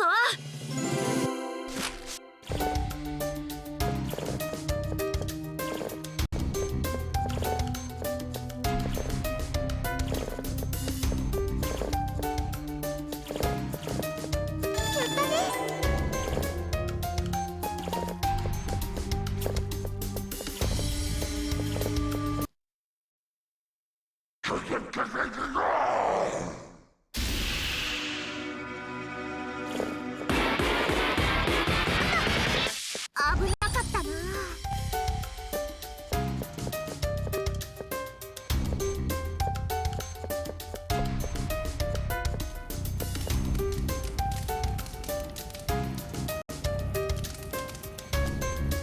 白雪に任せてください。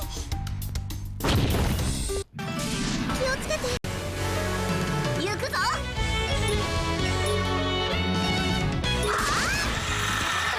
これで終わりにしてあげる。 Interesting. I would expect them to be with the fire, not with wind. 行くわよ。全力で行くわよ。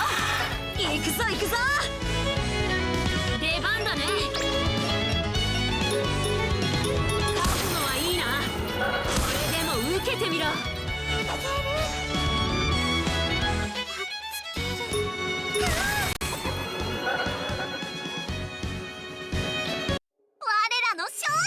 Oh, that's why they're not flowers, they're worms.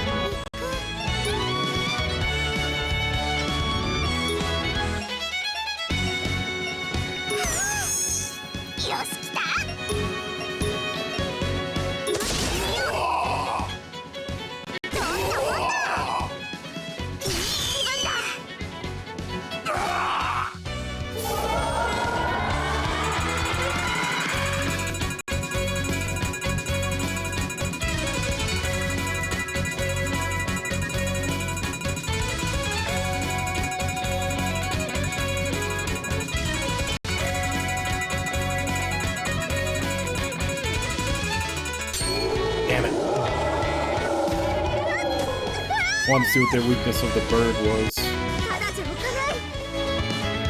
待ちきれない。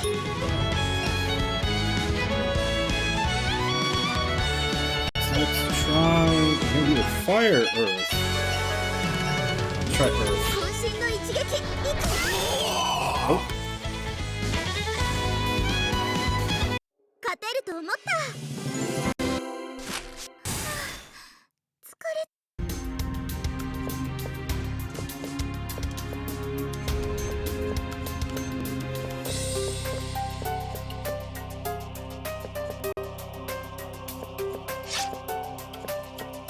手に入れたぞ。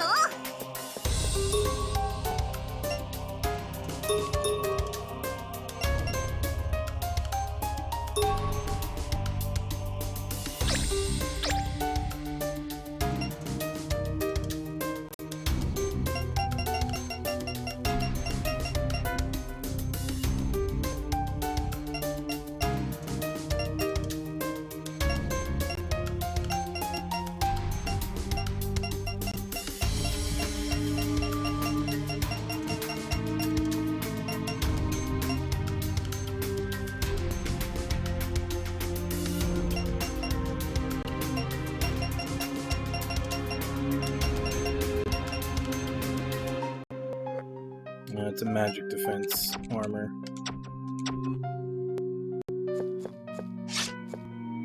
いいもの発見。 来たわ。行くぞ。覚悟して。頑張るわ。任せて。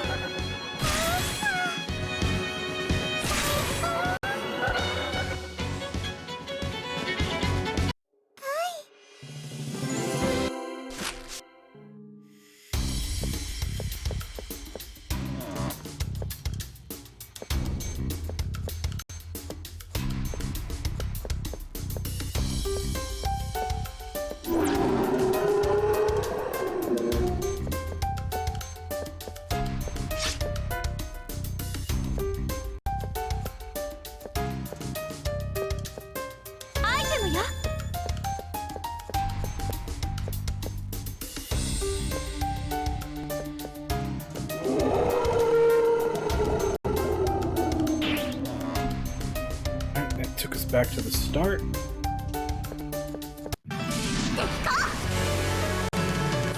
がみなぎる。任せろ。出番ね。行くよ。受けてみろ。覚悟はいいな。勝ったぞ。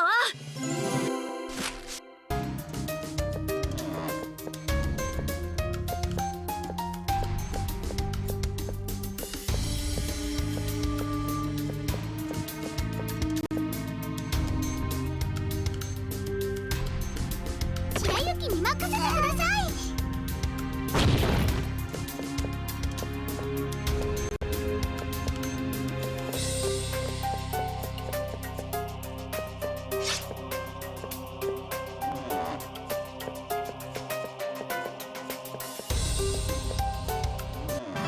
来たわ。良いぞ。任せろ。いいわ。頑張るわ。や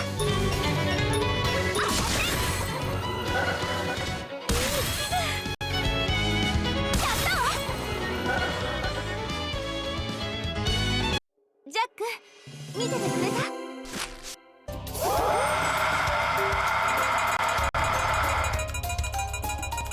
う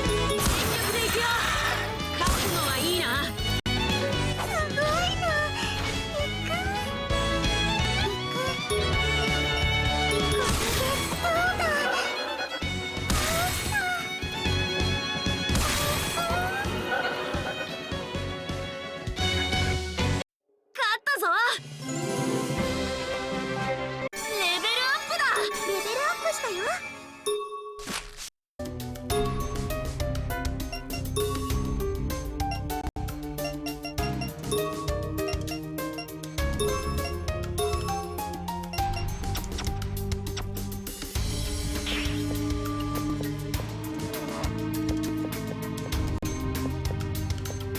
雪に任せてください。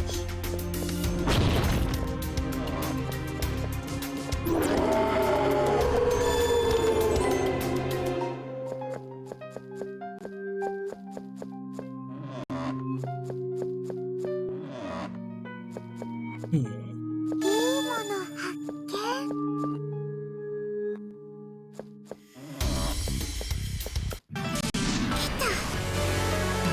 これで終わりにしてあげる。頑張るわ。任せて。覚悟はいいな。全力でいくよ。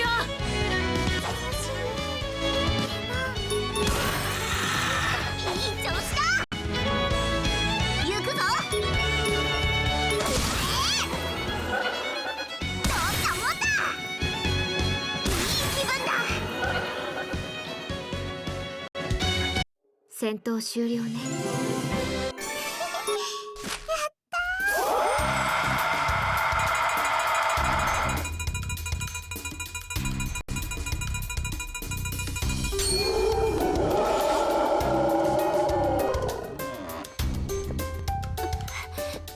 急に王冠が。そうだな。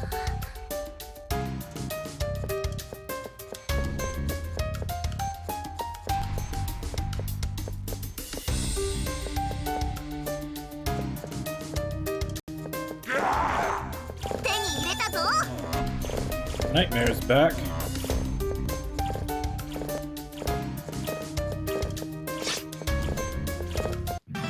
敵だ。行くわよ。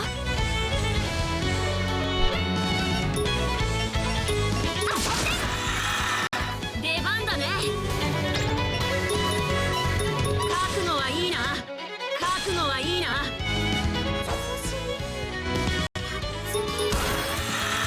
覚悟。よし来た。受けてみよう。どんなもんだ。いい気分だ。勝ったぞ。レベルアップ。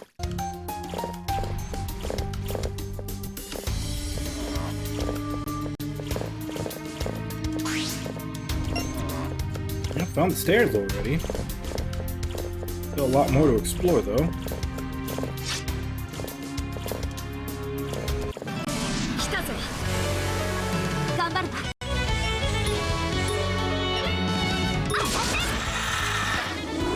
調子いいぞ。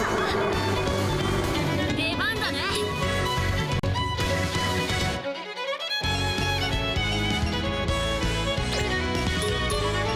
全力でいくよ。これでも受けてみろ。風で終わらせる。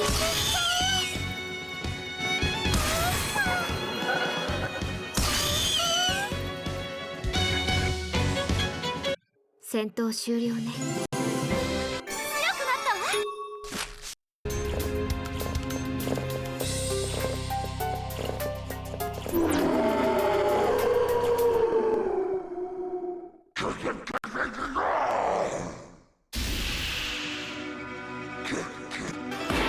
Yeah, it's fighting. みなぎる。任せろ。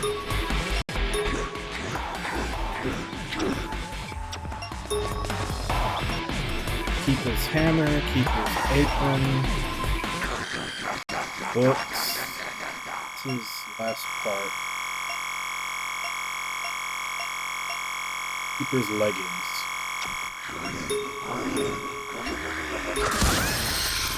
出番ね。行くぞ行くぞ。任せて。受けてみろ。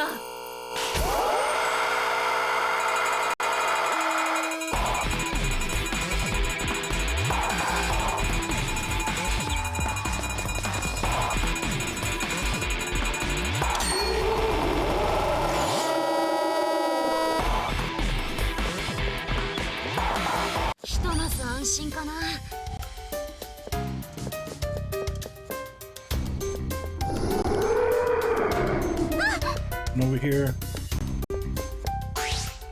Alright.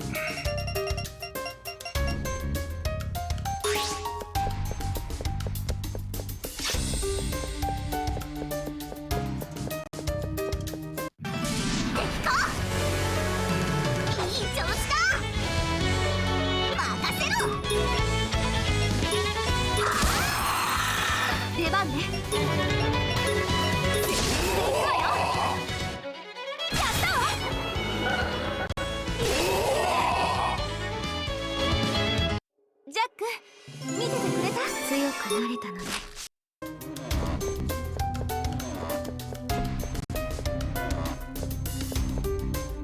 ついてるな。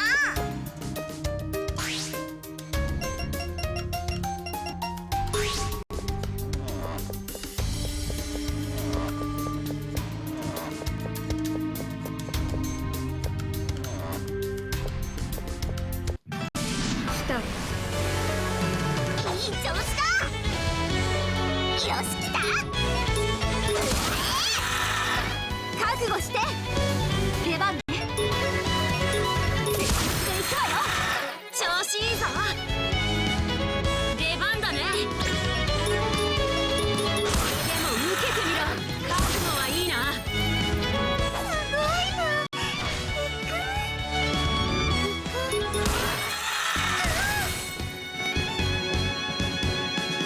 勝ててよかったね。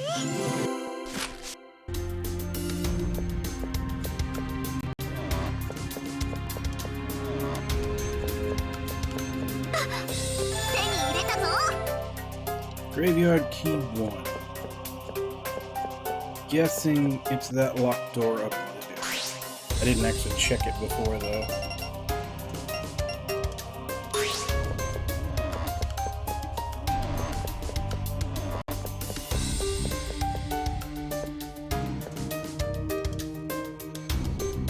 Oh, this is probably the revolving staircase.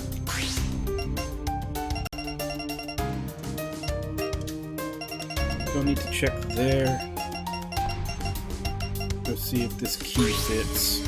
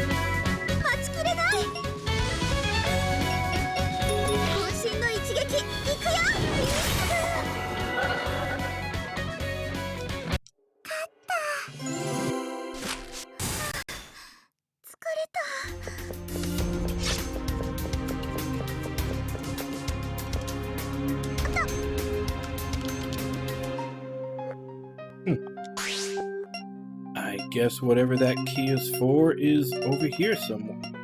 Wait, no. No, that one was also just sealed shut.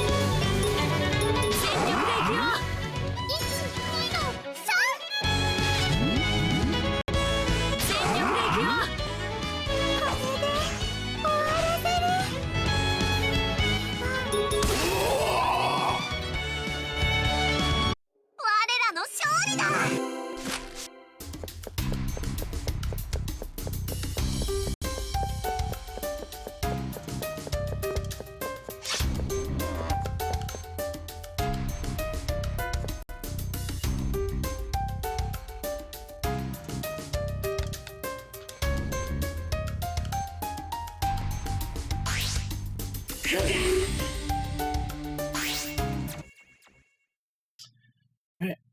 we'll go ahead and save here and pick up from this tomorrow. We're in the dungeon. So we just have to do the dungeon, cutscenes, and then we're on to the final chapter.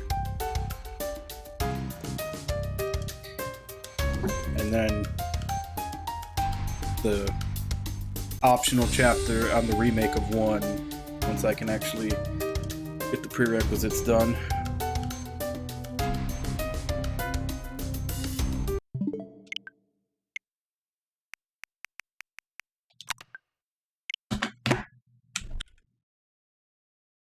But yeah. Finally got the whole team. Got Alice, she was the last one hold out. So we have the full 12-man team. So it's just getting through the graveyard and then through the tower. And then, like I said, going to the remake of 1 to do the optional stuff there to get the full ending for the both games. How is the...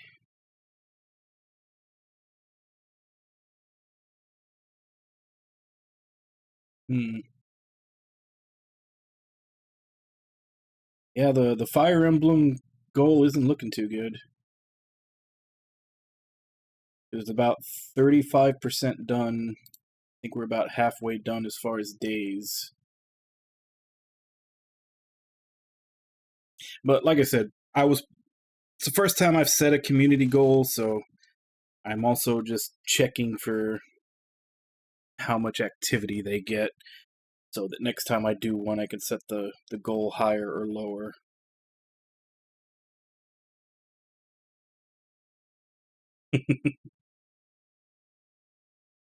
You mean you don't want to watch me suffer through a Fire Emblem game? I mean, I already got a small taste of it with Lisa. I had to lose quite a few party members permanently in that game. Cat Samurai was the one that really hurt.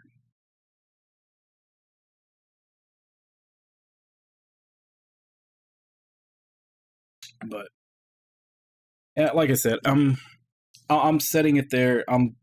It's multiple tests. Yeah, Langrisser 1 and 2 are on there. I have them on PS4.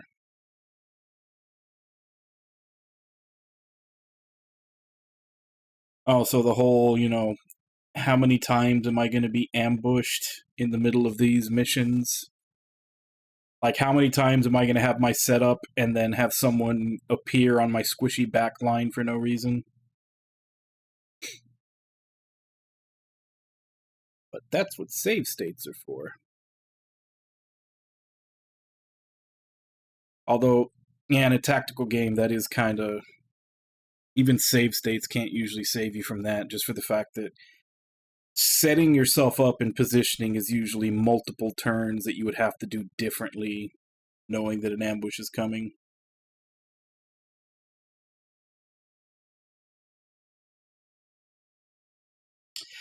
Well, most games have it to some degree. It's mostly just a matter of how often and how annoying is it. Like, that was one of the games, that was Natural Doctrine. It was an early PS4 game. I dropped it because of that. Because literally every map was just, oh, you're halfway into the map, a whole group of enemies just appeared, where you're in the back, where your mages and your healers are. And then you switch formation to take care of them. Oh, another ambush right into your back line. It was like every fucking map. They were just always dumping new enemies right where your squishy units were.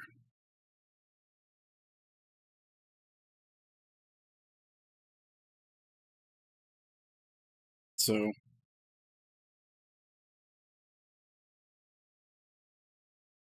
yeah, I've played Growlancer 2 and 3. Because they, like, Working Designs put them out in a collection on PS2. I played 2 and 3.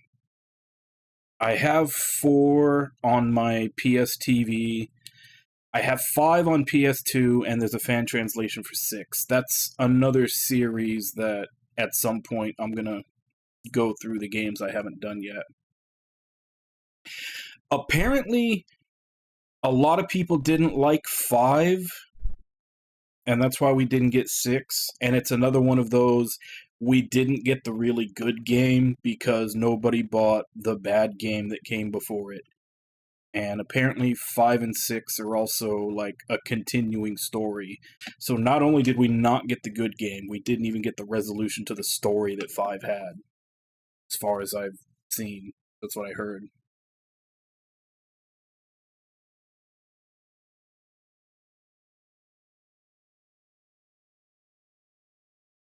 Yeah, Growlancer is another one of those series that's... I played like, a couple of them a long time ago, and I need to finish off the rest of the series.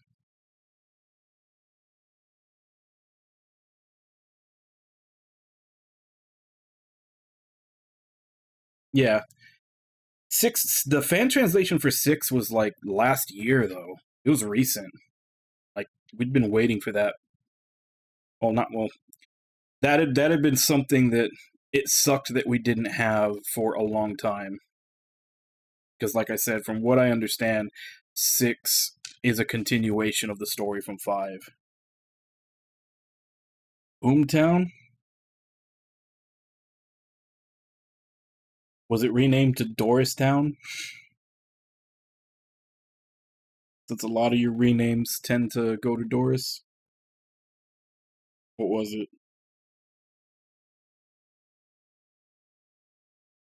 Boobtown. I mean, that is fitting. I'm sure you noticed. I'm sure you noticed in the artwork in that game there was very prominent boobage. The character designer for Growlancer and the Langrisser games was a hentai artist. Who, yeah, that is his title. He is the master of boobs.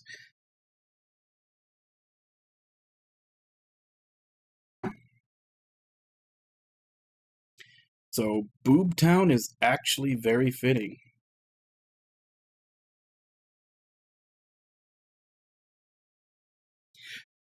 Well, also remember,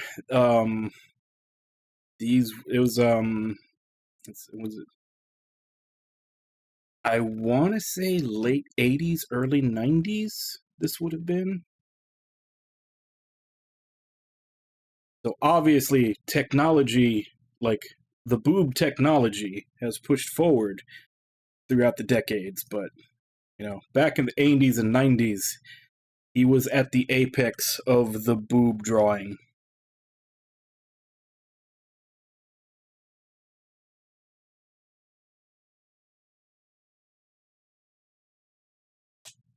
No, that's what I'm saying. He was formerly a hentai artist. He kind of...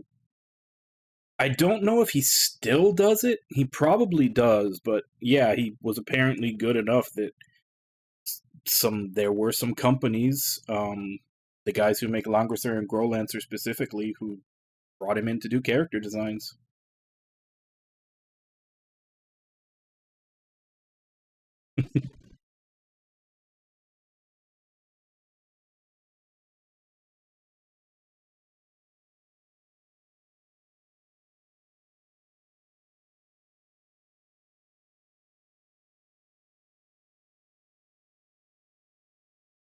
Yeah, that actually happens more than you would think. I don't think it's classified as official. Like, they still put it under the doujinshi, which I know doujinshi gets thrown around always as far as porn, but it literally just means self-published. But there's a lot of properties where even if the artist doesn't normally do hentai, if they have like a big hit, they will draw the hentai for it under a pseudonym and release it as doujinshi.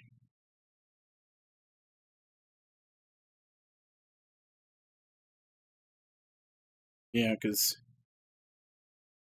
I mean, I would imagine that's a quick buck. People will buy that shit. So all they got to do is come up with a fake name, draw it, and I'm pretty sure most people will be like, "Hey, this looks very close, if not exactly the same as the way it's drawn in the normal manga and the anime," and they'll pick it up.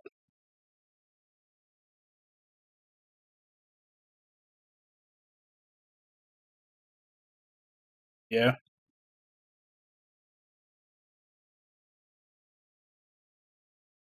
But the ones that always get thrown around though are I don't know, is it Pyra or Pyrrha? But Pyrrha and Meath are like, because they're like central to the story, so they're the ones that everybody always points to when they're talking about it.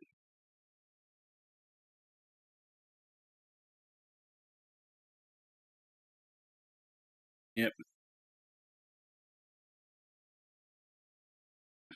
I mean, even now, that's like there's so many artists and 3D modelers and everything else that just have a Patreon and take requests to do porn because that's the biggest market for them to make money on. Like, unless they make it big and get into a company or, you know, actually have the patience and the resolve to animate something themselves that's an actual project, like, their most reliable source of income is just taking commissions for porn. Mostly furry for some reason. I've seen that several times in conversation where like an artist will say that they make so much of their money doing furry porn, which just makes me wonder where do the furries make all this money for all these commissions?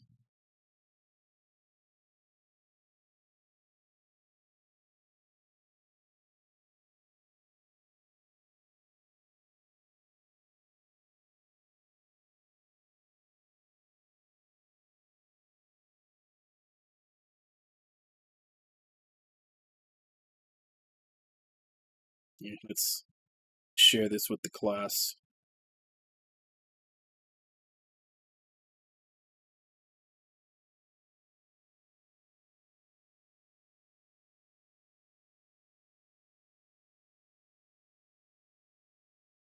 Yeah, I mean that obviously is how it goes. I mean, you can have moral objections to it all you want, but when rent has to get paid and someone is flashing money in front of you, it's real hard to say no.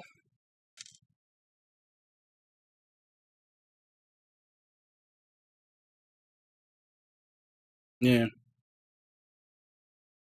I've seen other comics with, similar to that. Like there was another one where basically some guy had this like I forget what it was, but it was like this very specific, very elaborate thing he wanted drawn, and you see the artist like shaking their head like that, and then like montage of them drawing it over the course of days, like literally killing themselves making it.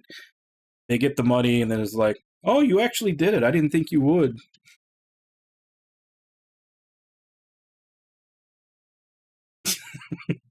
Follow your heart. What was that from? It's a Simpsons episode. It's Fat Tony that's saying it. No, I think the line was "Listen to your heart." I'm trying to remember what episode it was, like what the line before it was.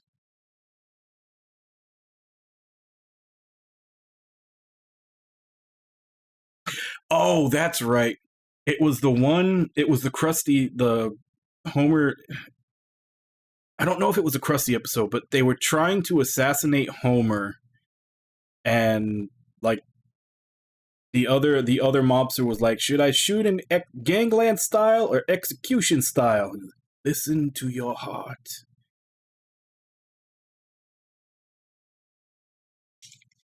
Yeah, that popped in my head, and I was trying to figure out where it was from. That's also when they're shooting him.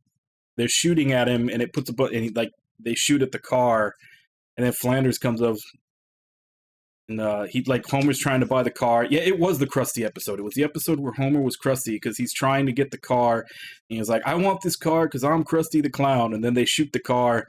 He's like, "What are all these holes from?" And the car sales was like, "Those are speed holes. They make the car go fast." Yeah. Fuck, now I want to watch that episode. I think I'm going to watch that episode right after I get off here.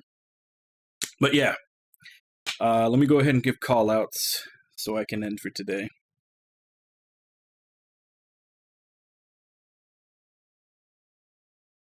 I guess we could do that. I've never actually tried to show anything in Discord. This would be my first time. For as long as I've seen other people like show stuff in Discord, I've never actually tried to do it myself. Yeah, that doesn't sound like a bad idea. But go ahead and give call-outs. So Kaz, Wabon, Ragna, War Panda,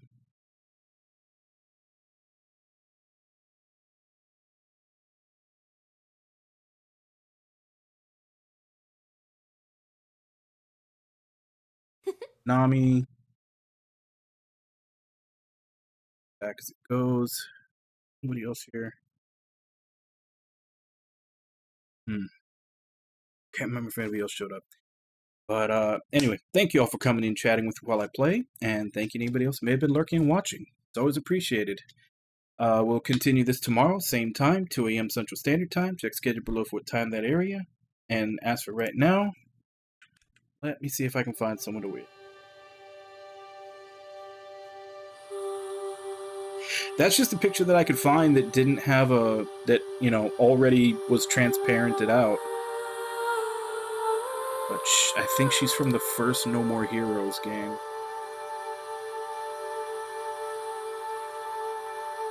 Yeah, I'm obviously very lazy when I fill in the waifu thing. Unless someone transparents them for me, I usually just run a search for the character and see if there's one that's already got a transparent background to put into the folder. If I literally can't find anything, then yeah, I might do the work of transparenting it, with a program online myself. But even then, you usually have to make small little adjustments, so it's a pain in the ass.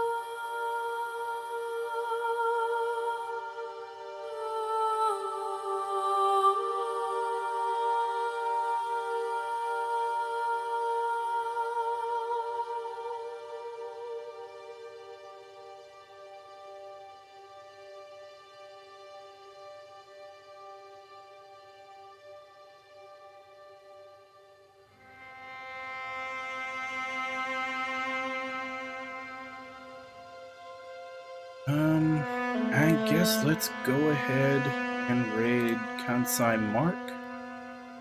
It's like he's starting Legend of Zelda Wind Waker.